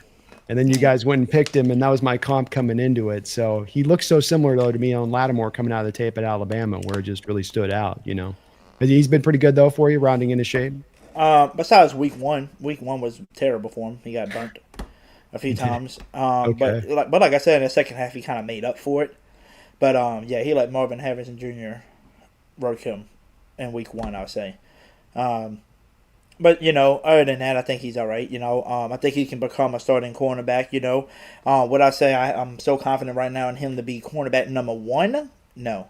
If I had to pick a quarterback one on the team right now, it would be Alontae Taylor. I just feel like he's more, more ready and just needs the opportunity, to be on the outside corner because they moved him to the inside last year and then they moved him back to the outside this time. And sometimes they use him as a, for blitzing too. So, you just don't know where Alontae's going to be lining up on that defense. Makes sense. And just look for idiom. That's the key, though. Just target idiom. Whoever he is, just look for Edom. Edom. Yep. Just attack Edom all game. Wherever Edom's at, that's where you need to go. So, technically, if the Saints really want to play good defense and not allow y'all to score, just put everybody around Edom and we're good. Because they're going to attack him the most, right? Hey, I'll go where you're weak, man. That's sometimes the smartest thing offenses do is not try to attack strength on strength, but I'll go where your weakness is at. That's what Braid did for years. He'd go after the third or fourth corner on the team, wherever that weak point was, and just hammer it just over and over again. A couple last donations here. Mumbles, or Megan, thank you for the $2 donation. Mumbles, you're okay. She says, no chance, Mumbles, your kneecaps are mine. No, he dropped 200. He's safe. I got to call you off. We got to call him off here, Megan. He dropped a couple donuts. We're good. Keon Lund with a $5 donation. He's got a question for you, Hoodie. And thank you for all of your guys' donations today. Says, Hoodie, who are your favorite all-time Saints quarterback, running back, wide receiver, and defensive player? Only pick one for each, please. Well, QBs is, the easiest thing. Drew Brees, one of my favorite quarterbacks. Watching, running back, there's a few of them I liked. I used to like Mark Ingram's attitude. I loved him. I loved Deuce McAllister as well. But if I had to pick all-around running back, it has to be Kamara. Kamara just did both, running and receiving. I just love Kamara. Wide receiver though, that's the one No that I Ricky can't even Williams? pick one. No, I don't even care for Ricky Williams, man. That we wasted too many picks on him for nothing. That was the dumbest. That might be the dumbest trade ever to get him. Just to get him. But receiver Sorry, though. bro. I'm sorry, bro. No, I you shouldn't. good. Receiver's the toughest though. Receiver's the toughest. Cause there's 3 people I really like of all time for receivers. It would have to be out of Marcus Coulson, Michael Thomas, or Joe Horn. I like those 3. Those like my favorite growing up. But if I had to pick one, I'm gonna just go Coulson because he was long term. While Michael Thomas hasn't been able to play because of his injury, and you don't even see him play anymore right now. So I have to say Marcus Coulson, and then defensive player. I love Mario Davis right now, but there's a guy that's been around way longer than him, and he's still here playing, and that's got to be Cam Jordan. I love Cam Jordan. Now, if you want me to pick somebody older than him that's not even in the NFL anymore, it would have to be Jonathan Vilmer. I used to love him as a linebacker. Very very smart linebacker. Which is really crazy, like if you really kind of look at the scenario. Did you notice that Vilmer came from the Jets, right? And then wound up finishing his career in the New Orleans Saints. Mario Davis came over from the Jets. Finish his career with the Saints. You get what I'm saying? It's just like, who's the next Jets linebacker that's going to come to the Saints and be a great Saints linebacker? I don't know who, but it's going to happen eventually because it already happened twice. So who's going to be the third one? I don't know. We're doing that to the Rams right now. We got our Ernest Jones. We took off them, and then we took one of their guys. They had their 5th-round pick this year in the draft, too. We stole him as well, so off the practice squad. So you guys had some pretty good guys in the 90s, too, there. I think you had a couple Hall of Famers there on that those Bobby Airbear teams out there with Jim Mora. Couple of really nice defensive players on those squads too. So the Dome Patrol, right. But the only reason why I don't pick them as one of my favorite players just because I wasn't even probably born in that era, to be honest with you, or wasn't even into it, as much. But like people that I watched growing up, I would have to definitely choose Drew Brees, Kamara, Marcus Coulson, and most likely, like I said, Cam Jordan or Jonathan Vilma. But I'm not gonna lie, I think the one person that's building on me a lot is DeMario, dude. He's just he's kind of like me now. Not everybody's gonna be like me, but I'm more religious now. Started going back to church, and he's just a believer in God, and I just like the way he speaks at the podium, and it's just what he does for the city and how much he puts his hard-earned money into the city. It just shows you how much respect I got for him, and DeMario could wind up being one of my favorites of all time eventually, depending on how much longer he plays. On top of it all, he plays tremendously hard every week, whether you guys are in the games or out of the games. That's a guy that's flying around a lot of the same way the guy you saw opposite on the other side in that game, Fred Warner, last week. They both operate with that same kind of reckless abandonment spirit you want your inside linebackers to operate with on a football field, and easy to see why he's kind of one of your favorites. By the way, Mumbles on that $50 donation, that was on your side, by the way. So I think he had that $50 drop on your side with that dono. So thank you for Mumbles showing our guests the love like that today on the stream. Appreciate I really do appreciate you for that, man. You are awesome. And everybody is awesome, man, for so much of the support today. I really appreciate you for hanging in here well over an hour on the channel here, Hoodie. And good picks there on the quarterback, running back, wide receiver. I mean, Ricky was nice, though. I mean, I can see why you're mad about the picks, but Ricky was, he was nice, Yeah, I mean, I'm looking at the old coach, too. I'm just thinking, like, really? This dude was really a head coach here and wasted all these picks for one dude, and it didn't even work out, for us? I mean, I don't know. I think it was one of the worst things, but, I mean, nothing can be, to be honest with you, I don't think nothing ever can be worse than wasting a pick on a guy like Jamarcus Russell. That's about as bad as it gets, I think, as draft picks go, especially number one overall, picks. And yeah, I think that there's a few different ones you can kind of look at as all-timer or worst ones, but he's the one you always have to have in the conversation there and especially you can see it coming. There's ones where you have bad picks that might not work out at the quarterback position, and there's intelligence that goes around to why the pick happened. It didn't work out, but didn't mean the process was stupid. I think the process is pretty stupid when you don't even, whether the guy knows whether the guy can study or not when you're picking him. But that's what you get with a bad owner, man. It's bad owner. Much a bad GM will hold you back. A bad owner will sink you in a heartbeat if you have that rolling. So, it's tough to have the GM bad, but owner is worse, I would say, significantly. Should Mickey get if this is a middling season, if this is a 5-6 win season, time to boot Mickey? I don't know. I think he's everybody wants him gone. Everybody wants Mickey Loomis gone, regardless, you know. But the thing is, I just don't ever think he's going to be gone because of one reason. He's just so attached to Mrs. Bisson, you know. She's just really loves Mickey, you know, and I just think it's going to be hard to get rid of him. It's just really going to be hard. Like, I would get rid of him eventually, and then let somebody else take control, like a real GM. Because I'm not gonna lie to you, the Bears GM kind of shocked me for a while, like getting all these good different trades, good stuff happening, and then next thing you know, the Bears just haven't done nothing since. But I like the trades, I like the stuff they were doing. Us over here, we don't really do nothing. Like they always say, oh well, we tried to trade for them, we put our nose, you know, in it, but we didn't come out with nothing. You know, it's just I want to see us take some chances at some stuff and try something new, you know, instead of just saying, oh we tried but we didn't. That's one of the downsides of being financially restricted. You can't take on salary. You can't move a guy because you got to worry about the acceleration of this bonus that's going to hit the books that we can't afford to have it hit the books. It's why you got to keep the books clean year in and year out to a degree. And when you choose to go for it at the right time, not when you're in a state where you're not quite sure about who you are and what you're going to be that upcoming year. And I always say, man, on this Hoodie, my big theory on this, again, we'll wrap up real soon here, is just teams are in 4 different states. You're ascending, you're rebuilding, or you're caught in purgatory, or you're elite. And you don't go from ascending to purgatory to elite. You go from ascending to elite, but sometimes you get stuck in purgatory. And your franchise, my franchise, has been this place recent years a little bit, has been kind of a time stuck in a bit of purgatory in their thinking because they couldn't necessarily say, wait, now's not the right time. We got to actually be a little patient in our process. That's football, man. You think you can turn around so fast. So it's just, it tricks you that way that, no, this year, this can be this our year. If we just, this year goes this way and that goes our way, when this guy develops, we'll be fine. Oh, yeah. I wanted to ask y'all a question, though. Like, what was y'all thought this year? Well, not this year. I guess the last few years, you know. Moving on from Russell Wilson and all that, and then finally moving on from Pete Carroll. You know, like, what was y'all thoughts on stuff like that?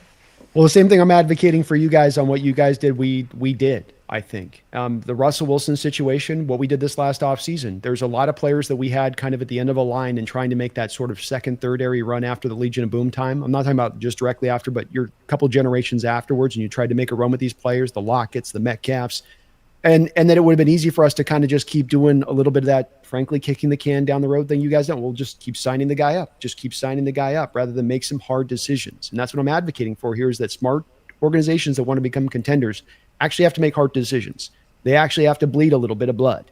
And we bled some blood in moving on from Russell, and we got a bevy of picks for it. And we bled some blood this offseason by moving on from DK and Geno. But we probably are going to get a benefit of it because it's smart choices in the long term. And that's what happened 3 years ago. We started making, it seems to me, more decisions on the long-term building of this thing, get more young talent in here, reinvest in the offensive line. And now I think we're starting to get those fruits coming forward. But that's why I'm a big advocate for this, because I'm seeing it work in real time, Hoodie. And I've seen it in your organization sometimes be one that Mickey is just very hesitant, for the reasons we've talked about in this stream, not to engage that in the way he does. Kind of engage it, kind of go. But I got to say, when I see 2026, you still got $21 million of dead money walking into that offseason, you still ain't owned it, man. That's not what I'm talking about, you know. But the year after, it's there, and you know, it's maybe at least starting to kind of move in that place. But it should have been done a couple of years ago. We talked about it, and I got to give you credit. You advocated for it when we talked a couple of years ago to go that direction, despite being a little bit more successful where your organization was at that time. You were still, to your credit, saying, "No, it's okay." You know, Peyton's at the end of the line. Breeze is moving off. It's the right time. It's an okay time to go in this direction. Oh, yeah. No more Breeze, no more Sean Payton, right? And I think a lot of people, like, I still respect Sean Payton to today for bringing the Super Bowl to us, you know, doing what he did. But a lot of us are still a little salty about him because you had so many opportunities to get our next franchise quarterback. But you wanted to win so bad with Drew Brees. You wanted to help, and you knew as soon as he left, you was going to be ready to move on to a different franchise.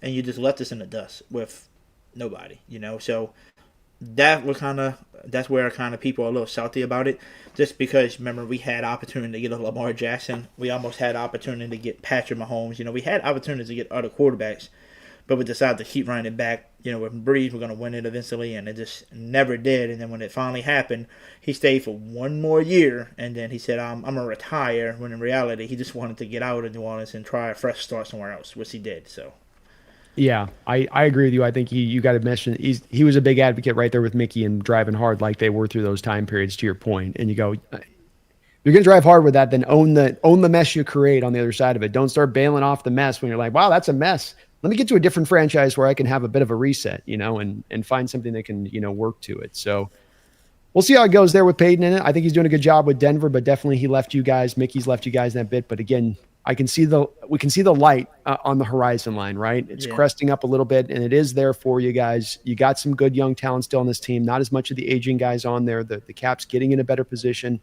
It's going to be maybe a bit of a season you're going to have to kind of still go through a little bit of it. We talked about, though, you're not going to be the worst. You guys carve out 5, 6, 7, even up to 8 wins, especially in that division where a lot of things can happen. No guarantee Tampa Bay and Atlanta are going to be the top of the pop there either. It could be one of those kind of everything's kind of muddled in on the division when it's all said and kind of done on that one. So I think the future is still bright for you, Hoodie. I do think. Maybe not right now at this moment. Give me, if you can, a score prediction for this game. Well, I mean, if we were looking back at like the last 2 games, so let me put this up just so I can kind of tell you how it went with the Cardinals and the 49ers. Unfortunately, the 49ers should have not really had as many points as they did on us because, Matt Jones. But then again, you got to think of it. Kyle Shanahan is a good offensive-minded coach, and he's kind of like Sean Peyton. He can win with whatever quarterback you give him, and with the weapons. So, but I think both games, if I'm not mistaken, I think the Saints. So the Saints scored 13, and we held the Cardinals to 20. Then the final game, we lost 26-21. So against y'all, we're playing against the 12, so you got the extra help back there at home with the 12s. Y'all more established than what we are. But I think it's going to be a hard fight, again, by Rattler. He's going to keep improving to get better and better. We are wearing our color rust this weekend, by the way, too. The white uniforms with the white helmets, the new white helmets this year. So that's going to be all white out, so that's going to be nice to look at. But I'm going to say we lose this one still just because I feel like we're going to still be fighting to try to get better. I still feel like we're going to shoot ourselves in the foot a little bit. So if I had to guess, last game was 26-21. I'll say this one will be 27. Let's say 27-21. Y'all. I say y'all win by 6. Sounds pretty realistic to me as far as an outcome for this game. So, but he's got us barely coming out of this one. I see it being tight. I think you see your Saints team just being one of those kind of just hard teams. You can't make them go away. They're going to be right there on your heels. They may be a little ahead of you. You're going to be in a bit of that back alley kind of fight with them a little bit. They're not going to just lay over for you. Keon Lund with a nice donation on your end, finishing us off right here with a $5. Thank you for that, Keon. He says, "Hoodie hoo." Yeah, you got by far one of the best names that matches to the New Orleans Saints. Hoodie Jube. Such a perfect name for the Saints fan channel. Like it's perfect. It's perfect, man. So I thank you for coming on today and taking the time, almost an hour and a half out of your schedule here. I know it's busy, but it's really appreciated here on my end, man. I got nothing else to do, so I was off today. I had to a few fitness thing because remember I'm going on my trip Friday, so I had to get some stuff done. But other than that, I'm just chilling. So like, if you got any other thing you got to talk about that of, I'm still here for a little bit. Unless you're ready to go, that's up to you though. Well, no, I'm gonna probably bounce this because I got that NFC West roundtable I got to do tonight pretty soon. Damn, you gotta wear that hat too, huh? I gotta wear that hat. You want to see the hat? Yeah, I can show it to you. You gotta see it. Hold on one second. I'll show you the hat. Gotta see the hat. All right.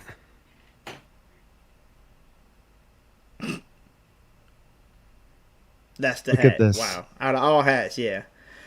It couldn't just be a hat like mine with just the logo on it. No. It's a Niner fan. This is what you get with a Niner fan. I would tell you I'm surprised, but I kind of wouldn't have expected less. So, it's it goes part and parcel on that one where I said, yeah, all right, here we go. Who do you think is going to win that division this year if not you guys? I say Bucks. You got the Bucks? The Bucks are just are good offensively. Like, good enough offensively. Like, when I say good, I think they're going to be a top 5 offense this year. It's just their defense got to get better. They're going to have to – the offense is going to definitely have to win the games, but they definitely got on something in Ibuka. And then once Godwin comes back, and if Godwin can be his old self, just imagine have to go Mike Evans, Ibuka, and Godwin. That's just, they got and Bucky Irvin back there. Like, Bucky Irvin, yeah. They got that kid too, Washington, that they drafted as well a while ago. So Yeah, they got them. They got them an offensive squad. You know, the defense is okay, but for the most part, that offense is gonna be hard to stop, especially with Baker at helm too. By the way, I shout out to Baker. I always been a fan of Baker just because I feel like Cleveland did him dirty, and he finally got his opportunity going to different teams and finally found his home with the Bucks. Yeah, and he's taken it's you always give a tip of the nod to the guys that had a tough first or second stop and they've had to wait for their opportunity. And we had Geno here, and I was a big guy with a lot of Geno for that same reason, where you just put the work in, you don't complain, you don't bitch, you don't moan, you just say, hey, I got to grind to get that next opportunity. When I do, I'm going to take full advantage of it and take it with two hands and run with it and not let it go. So they're a good team. They did lose Cansey today for the year. That's a big loss with him, torn pectoral muscle. So he's going to be gone for the year. I think that's a big blow for them because he's pretty dynamic up front for them and what he brings. So I can see it going that way. It's open division right now. I think it's kind of anybody at Carolina. I'm not a big Bryce Young guy. I don't think I just can't be sold on. That might be the worst trade. That might be the worst trade ever.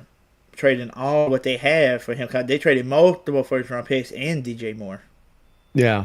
Well, I and him as a first round quarterback, I just don't get it. You know, you got a guy that's maybe got arm strength. If he's not deficient, it's like average, below average height, below average size, average mobility, maybe at best. And you're making that the number one overall pick. And everybody wanted to do that. The Mahomes minus 3 inches thing is what everybody tried to sell it on. It's like, he doesn't have Mahomes' arm strength. It's just, it to me never made a lot of sense as to why that was the pick to go with there. Too many limitations for number one. Yeah.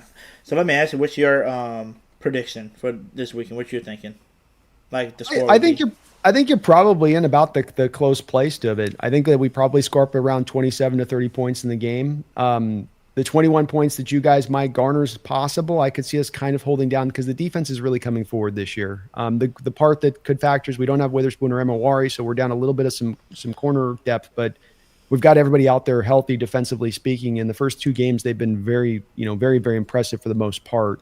Niners got to move the ball, but they were able to kind of hold them back a little bit on that. And then last week against the Steelers, they really, closed them down. The main thing that we're doing too is we're getting the pressure without blitzing. So it's just we drop 7 into coverage, run the 4, and we're getting home on that. And the under 2.5 second thing, it's like I think we're leading the NFL in pressures right now at like something like 40%, 45%, something like that. So we got to watch out for Big Boy. What was his name? He came from the Giants, right? Oh, sorry. One second here. You good? Trying to remember that name, y'all. I think it was Williams or something. Sorry, I saw somebody in my backyard. I was like, "What the hell's going on?" The big boy from the Giants, was this Leonard or something? Yeah, Leonard Williams. Yeah, well, he yeah. us last year, and he had a defensive player of the year like season for us, especially down the stretch when he got banged up early in the year. But he's been a monster for us, And we got Byron Murphy a couple of years ago. You're talking about Brian Breesy having a hard time generating pressure from the one tech nose tackle position, which it is because you're lined up often between the center and the guard. You're going to eat up the double teams, and that's rough. And so you have a harder time getting pressure, but we've had to relegate Byron Murphy over to that spot partly because Leonard Williams has been so dynamic as a guy just penetrating all around as a run defender and as a pass rusher.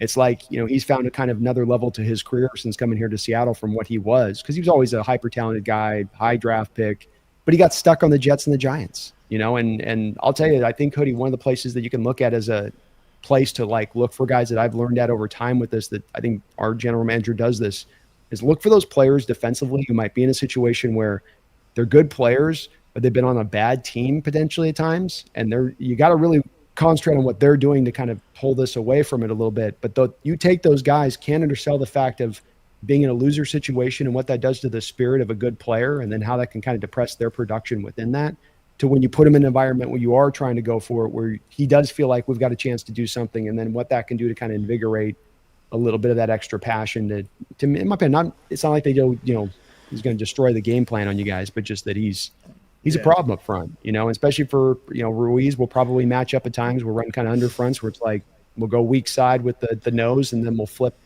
Leonard over there onto your right guard to get the one-on-ones. And it's kind of, what do you want, so we got Byron to the weak side, edge in between, and try to force that matchup because, he's a problem. He is. He's hard to block. He's so big and he's so long. Yeah. And the other question I want to ask you, what about linebackers? Like who y'all got on there that you because, I think the last linebacker that I remember from y'all that was really great was Bobby Wagner, and I know he's not there anymore. So, like, who's y'all linebackers now? I think Ernest Jones is the inside. He's our Mike right now, and he's been absolutely fantastic. We traded a 4th-round pick for him last year, and he was a tackle machine. He really changed the nature of him and Tyrese Knight, both the other starting linebacker, when he was injected in the lineup last year too. 4th-round pick out of UTEP. When both those two guys got in the field together, you were basically able to take what was an issue in stopping the run and almost turn it into a strength in your ability to stop the run. He's just a tackling machine who's actually been able to give you some plays in coverage. He made a pick down the field as a cover 2 linebacker running right up the seam there, 20 yards down the field, high pointing the ball up against the Niners in week 1. He's really shown some things in his coverage. He's finally healthy now. Both those two guys are really good. Knight, second-year guy coming along. He played well last week as well. You know, those guys are going to be 1-2 in tackles for you every single week, just like you'd like to see, as opposed to like having a cornerback or safety be your number 1 tacklers week in and week out. So they're good all-around players. The thing that this defense does that is kind of common now in the NFL is, you've hybridized, especially out of nickel looks, the way you run your front 4. So you run your edges a little wider now, and you're running like a 3-4 edges. That's how you have them standing up, usually spread out. And then the interior, you're running like a 4-3 defensive tackle positioning. So it's a 3 tech and a 1 tech. And then you have those natural, real big gaps then that exist between the edges to the defensive tackles. So where you potentially can, get into that, run some duo blocks at the point of attack, there's a nice big amount of natural holes there, but this then really requires those inside linebackers to get down, fill the gap, and oftentimes then get off a second-level climber. Like, they're not in a defense that's going to let them always be free and run and just go find the play. They're going to have to sometimes dip around that block because you're running a little bit of a lighter front up front, so you can have more guys on the back end dropping kind of into coverage there a little bit. And then he mixes that up, of course, Mike, with the stack fronts, simulated pressures, and all that good stuff. Yeah.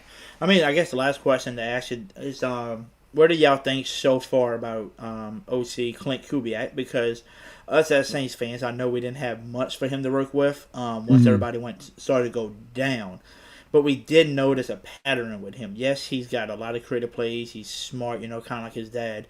But the only downfall that we seen with him last year was he would draw up some really good plays and stuff in the first half, but he just did not know how to adapt in the second half if something was stopped in the first half. Like, he just don't know how to change the game plan in the second half if we need to.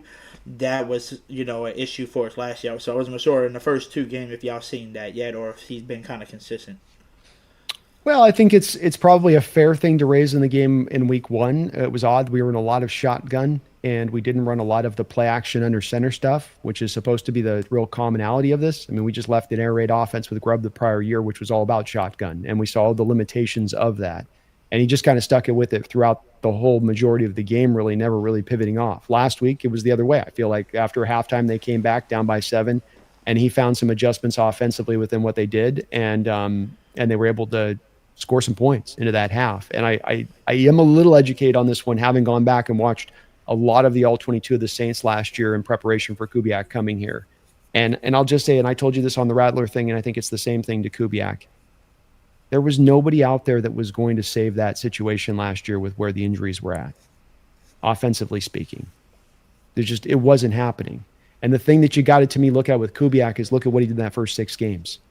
That's a new offensive coordinator coming to your team, which is everybody wants to tell you when you get a new OC, you're going to have to wait through this 1 year of timeline just for he can teach his terminology, get all the finer tuned details, get all of this extra stuff right. So he comes onto that Saints team, which is not exactly a loaded roster offensively speaking, does have the full health out the gate. You're dropping 40 burgers on the Cowboys game 1. You're explosive throughout those 6 games. And then once you get to the point of the injury devastation, and that's what it was, then the offense went into a tank. When you had a rookie 5th-round quarterback playing, the offense didn't have answers. Well, what answers were there at that point? He couldn't at times call a 7-step drop with that pass protection.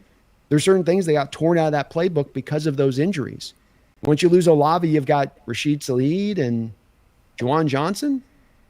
I mean, Rasheed got hurt too because he got hurt. Literally, Rattler had. This is the crazy part. That's why I said drove the 0-6 out the window from last year with Rattler, because Olave played one down, like one play. Like the first play was to throw to him, and he got hurt and was out for the rest of the year with the concussion or whatever.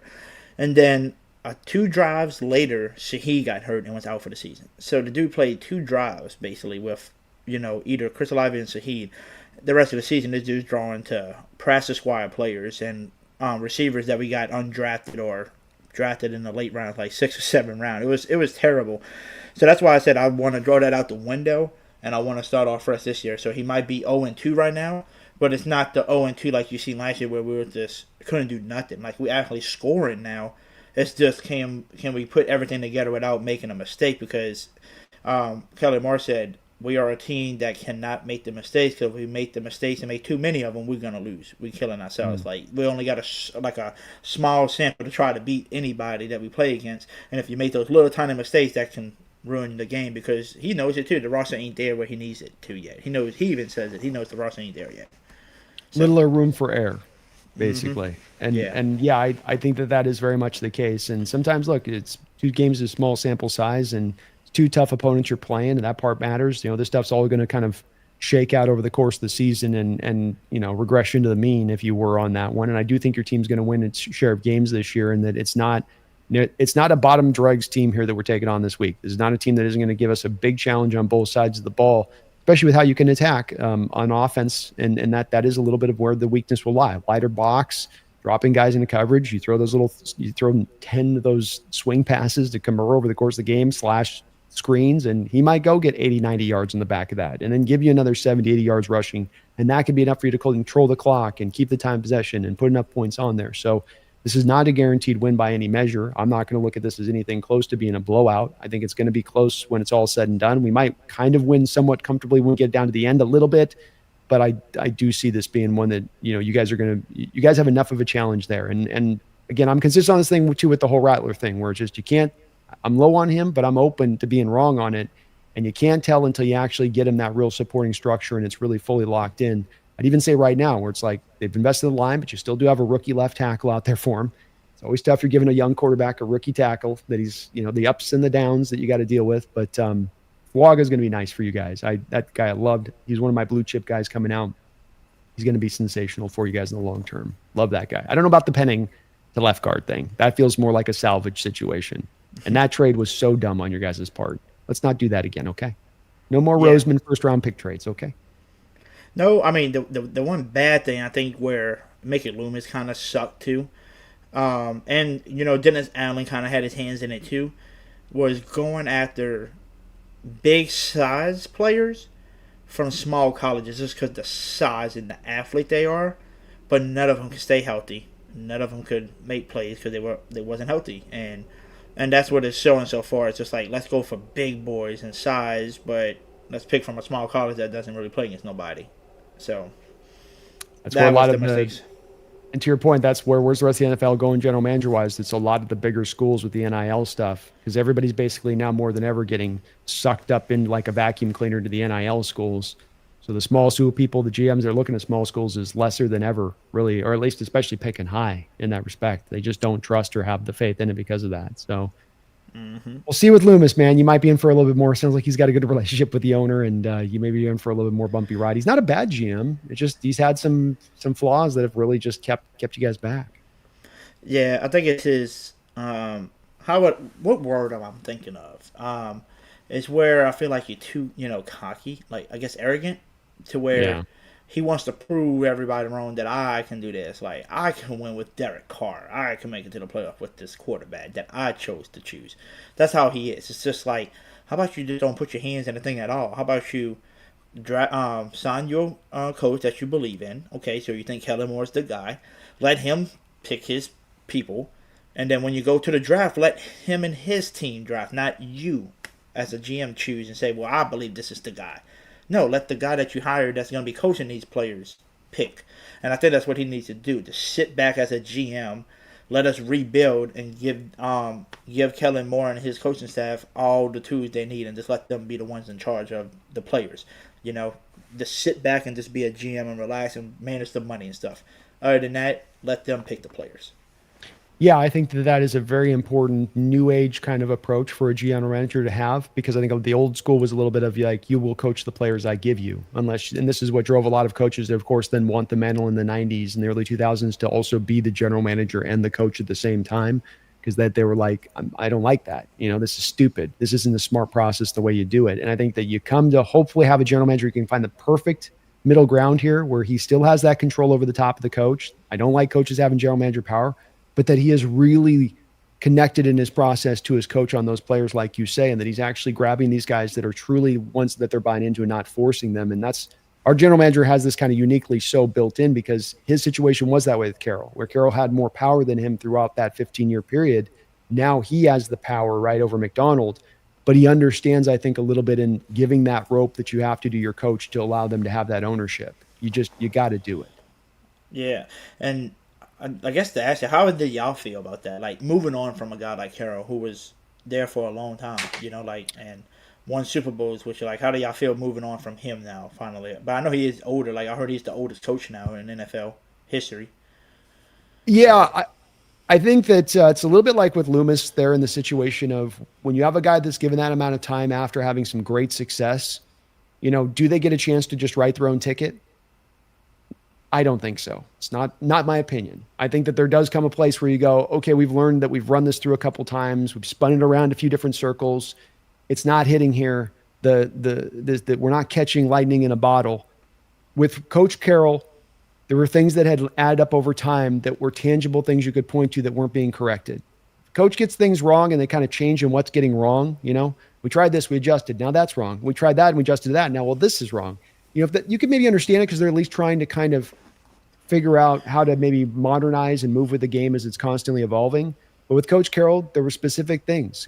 He had a lot of control on the offense to the point on little things like you wouldn't target the middle of the field at like the 32nd rate in the NFL every season or near to that, right? Because you didn't want to throw to the middle of the field because you wanted to avoid turnovers. Well, but that becomes very predictable, doesn't it? Not as much running to the edges. We're going to run inside all the time. Well, that becomes predictable. Flip it to the defense. I don't want to change my coverages pre to post snap.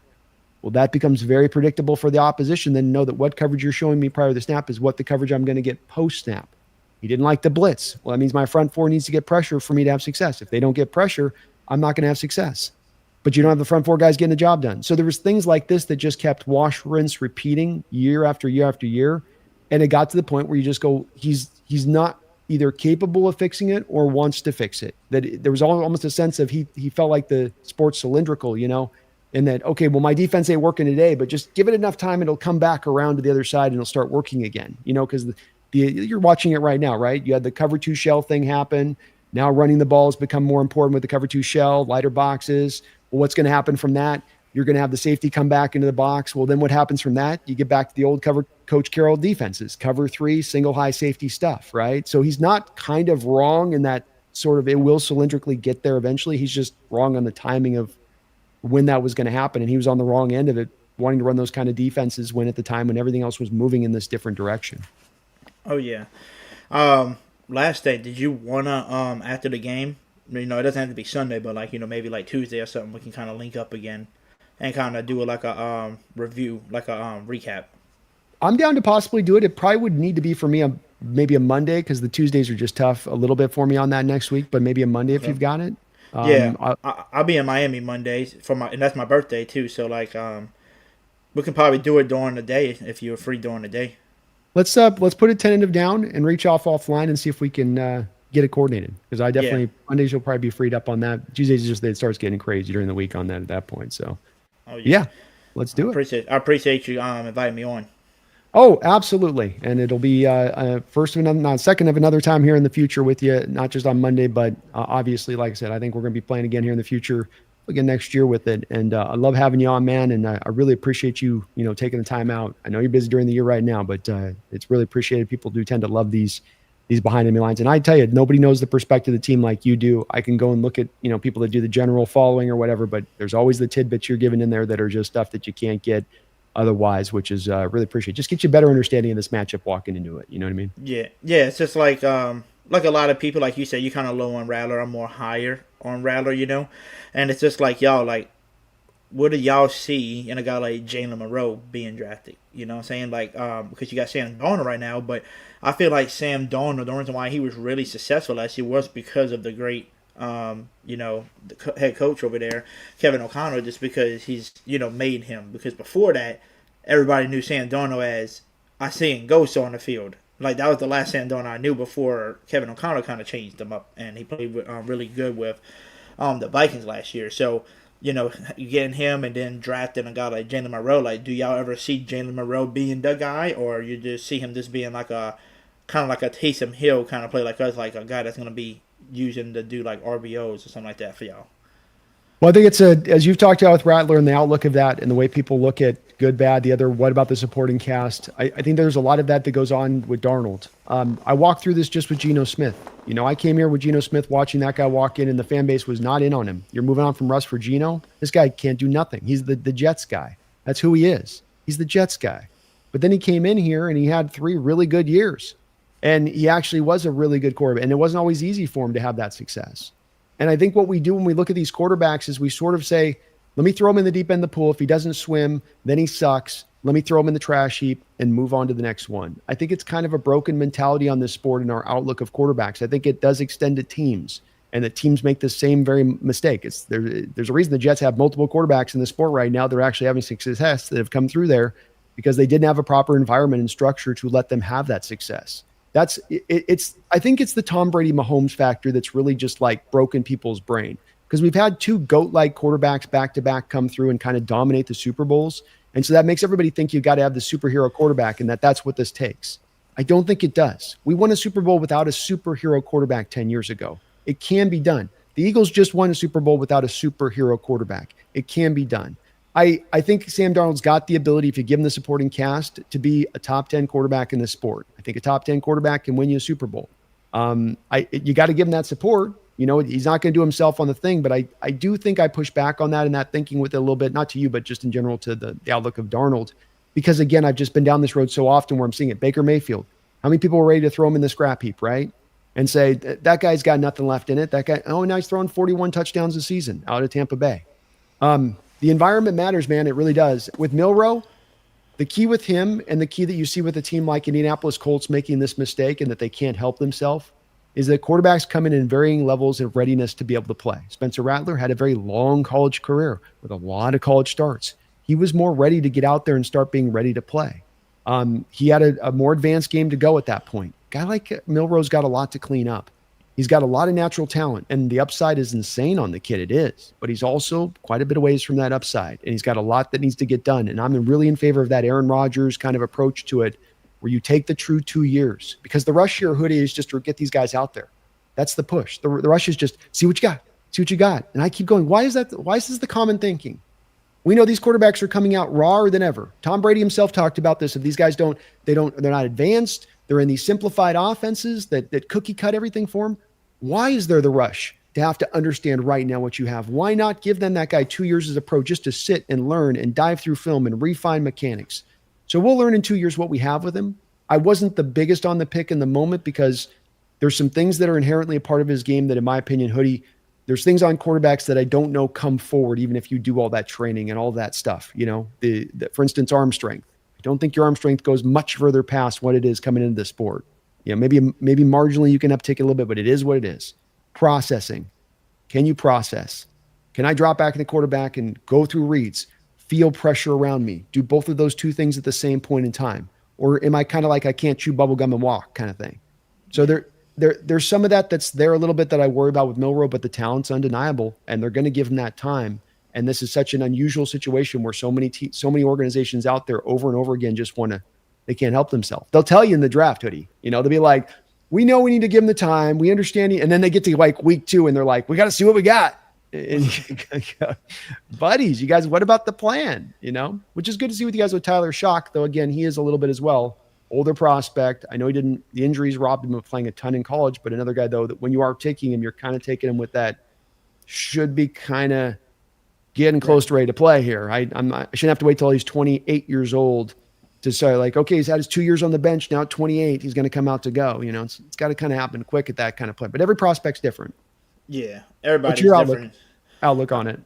Yeah, I mean, everybody's different, in the draft. And like you always said, it's always who you put around, right?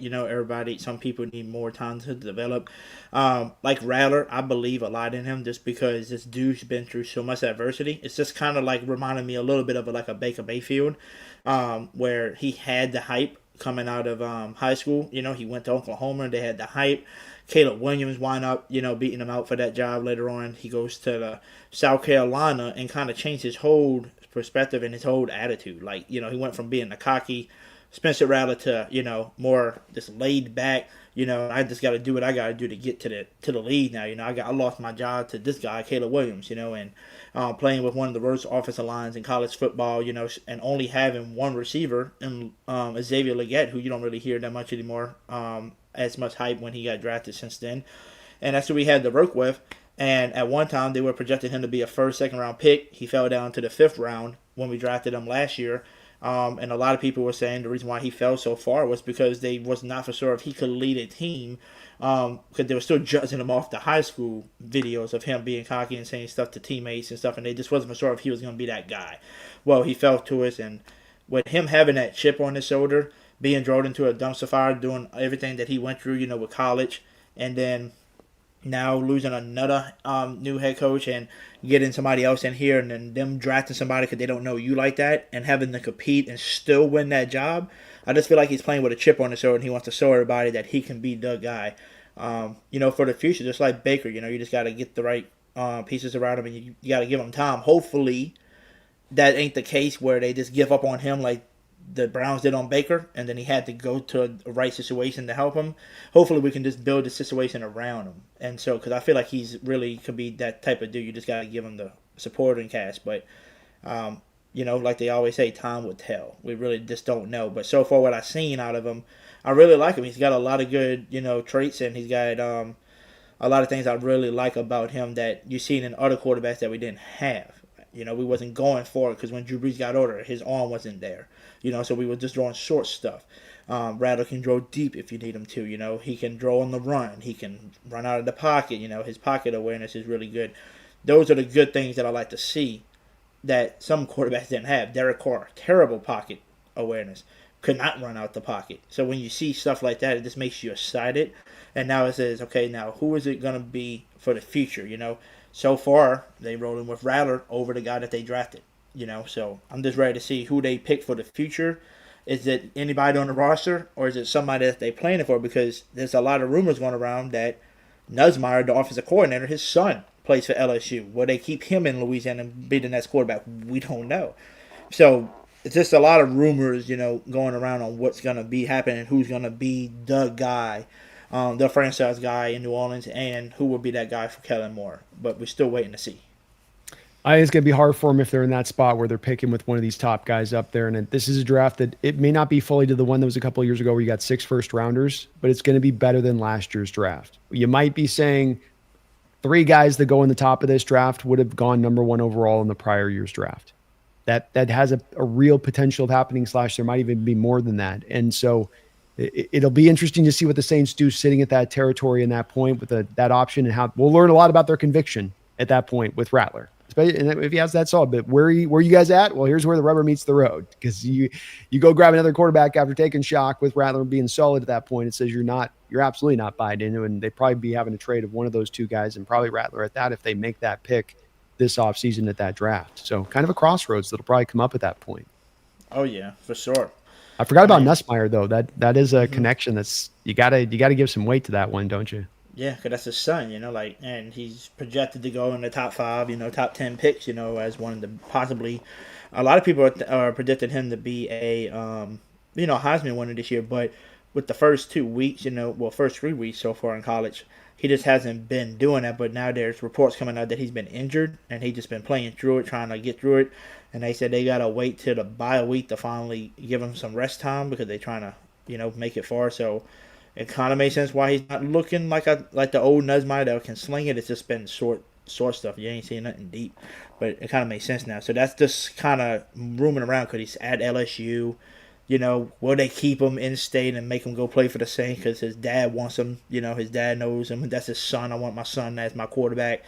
Kellen Moore and Nussmeier are really great friends. That's why he hired him as well. So we'll see on how that goes. But, I know a lot of LSU fans would be happy because they get to see Nussmeier, just like us. We wanted Burrow in 19 to go straight to the Saints to replace the Drew Brees. But, you never know. You might see Burrow in the Saints uniform. If he keeps getting injured, Burrow, the Bengals might get tired of it and be like, we just got to move on. He keeps getting injured.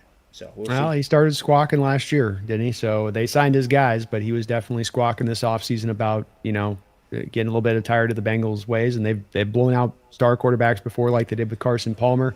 And look, to your point on the Nussmeier thing, we've seen in NFL history, there be teams that make picks of guys, hometown guys. This is going to be a pick it doesn't have to weigh a lot, but if it's close, right? If it comes down to being like that's right on the line, the hometown aspect of it, the fans being bought into the pick, be enough to push that ball past the line on that one with a guy like Nussmeier. So I have seen this before go down like that, where they've connected those two to a player to the city in that way, and it makes a lot of sense if they were to do that. Hey, you got inside knowledge at that point too. I mean, that's not to be undersold too with his dad being. Now his dad's probably gonna be like, no, he's the bestest ever. He's got the greatest of arm strengths, and he's the most mobility and the smartest. And so how much can we trust in what this guy's telling us? But he's a good quarterback. Just like what's his name? The quarterback out of Clemson, dude. Like, a lot of people hyping him up, and he ain't been doing nothing this year. Like, he is not like what they think he is. Like, the dude barely lost to us, lost to another team recently, and then the game where they played a team that wasn't up to par, and they barely slide by them either. And it's just, you're just wondering, like, so where's the hype around this guy now? Like, he's not showing a first round pick now to me.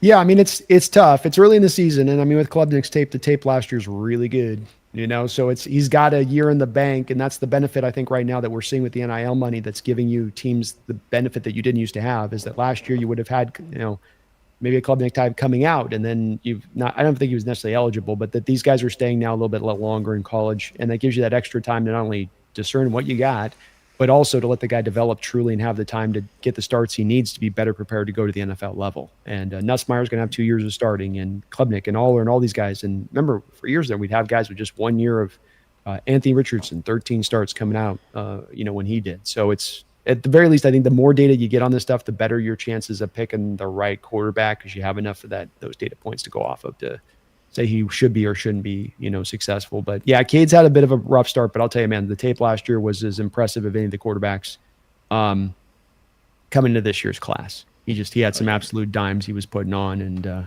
don't know if he's got a lot of skill. They got a good defense, but I don't know about the skill position players out there at Clemson that he's necessarily working with right now. Well, folks, if you do me this favor, down in the description section below, I got a link here to Hoodie Jube's channel. If you can for me, sub on up over there again. Just click that link, sub up. He's giving us good 2 hours of his time today. I really thank you for that, Hoodie, and hanging on in here with me. I appreciate the chat as always on this. And again, man, we're going to get you back on here soon, maybe even this Monday as a wrap up on that. If you can for me, guys, please hit the like button either on my side or on Hoodie's side, on top of getting that sub on up and going. A big thank you to Sleeper for sponsoring the show. Use my code NEST on the Sleeper app today. They will give you up to $100 of your first deposit back your account. So $100 from me to you, and you support the channel at the very same time. What do we call that? A win-win-win.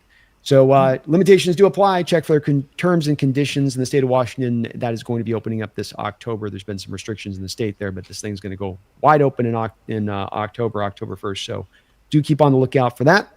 Hoodie, what's the Twitter handle? Let the folks know out there so they give you a follow on the Twitter as well. Yeah, just search up Hoodie Jube, just like my YouTube. Just search it up, you'll find me. There we go. It's nice and easy in that fashion. So thank you for hanging in here with me today, man. I really appreciate the chat, and I know as well it's a tough opening. I've been there where you're at with this, where it's like, man, things are a little dark. It's been a rough road kind of getting to this point, but now at least it feels like you guys are progressing. Like you're not holding off getting to the place we can start to progress, right? And the can down the road or whatever, but you're actually in a place now where it's like, no, we're actually now making some forward momentum, not holding on to the vestiges of the past. And that's encouraging for you guys from my perspective to think that the light is there at the end of that tunnel. Oh, yeah, for sure. And just we're looking at a lot of Saints fans, we're laughing about it, but I thought it was hilarious. Somebody posted on Twitter recently, they said, well, I mean, the Saints won 2 games dominantly last year before injuries, and then we went on to lose 7 straight.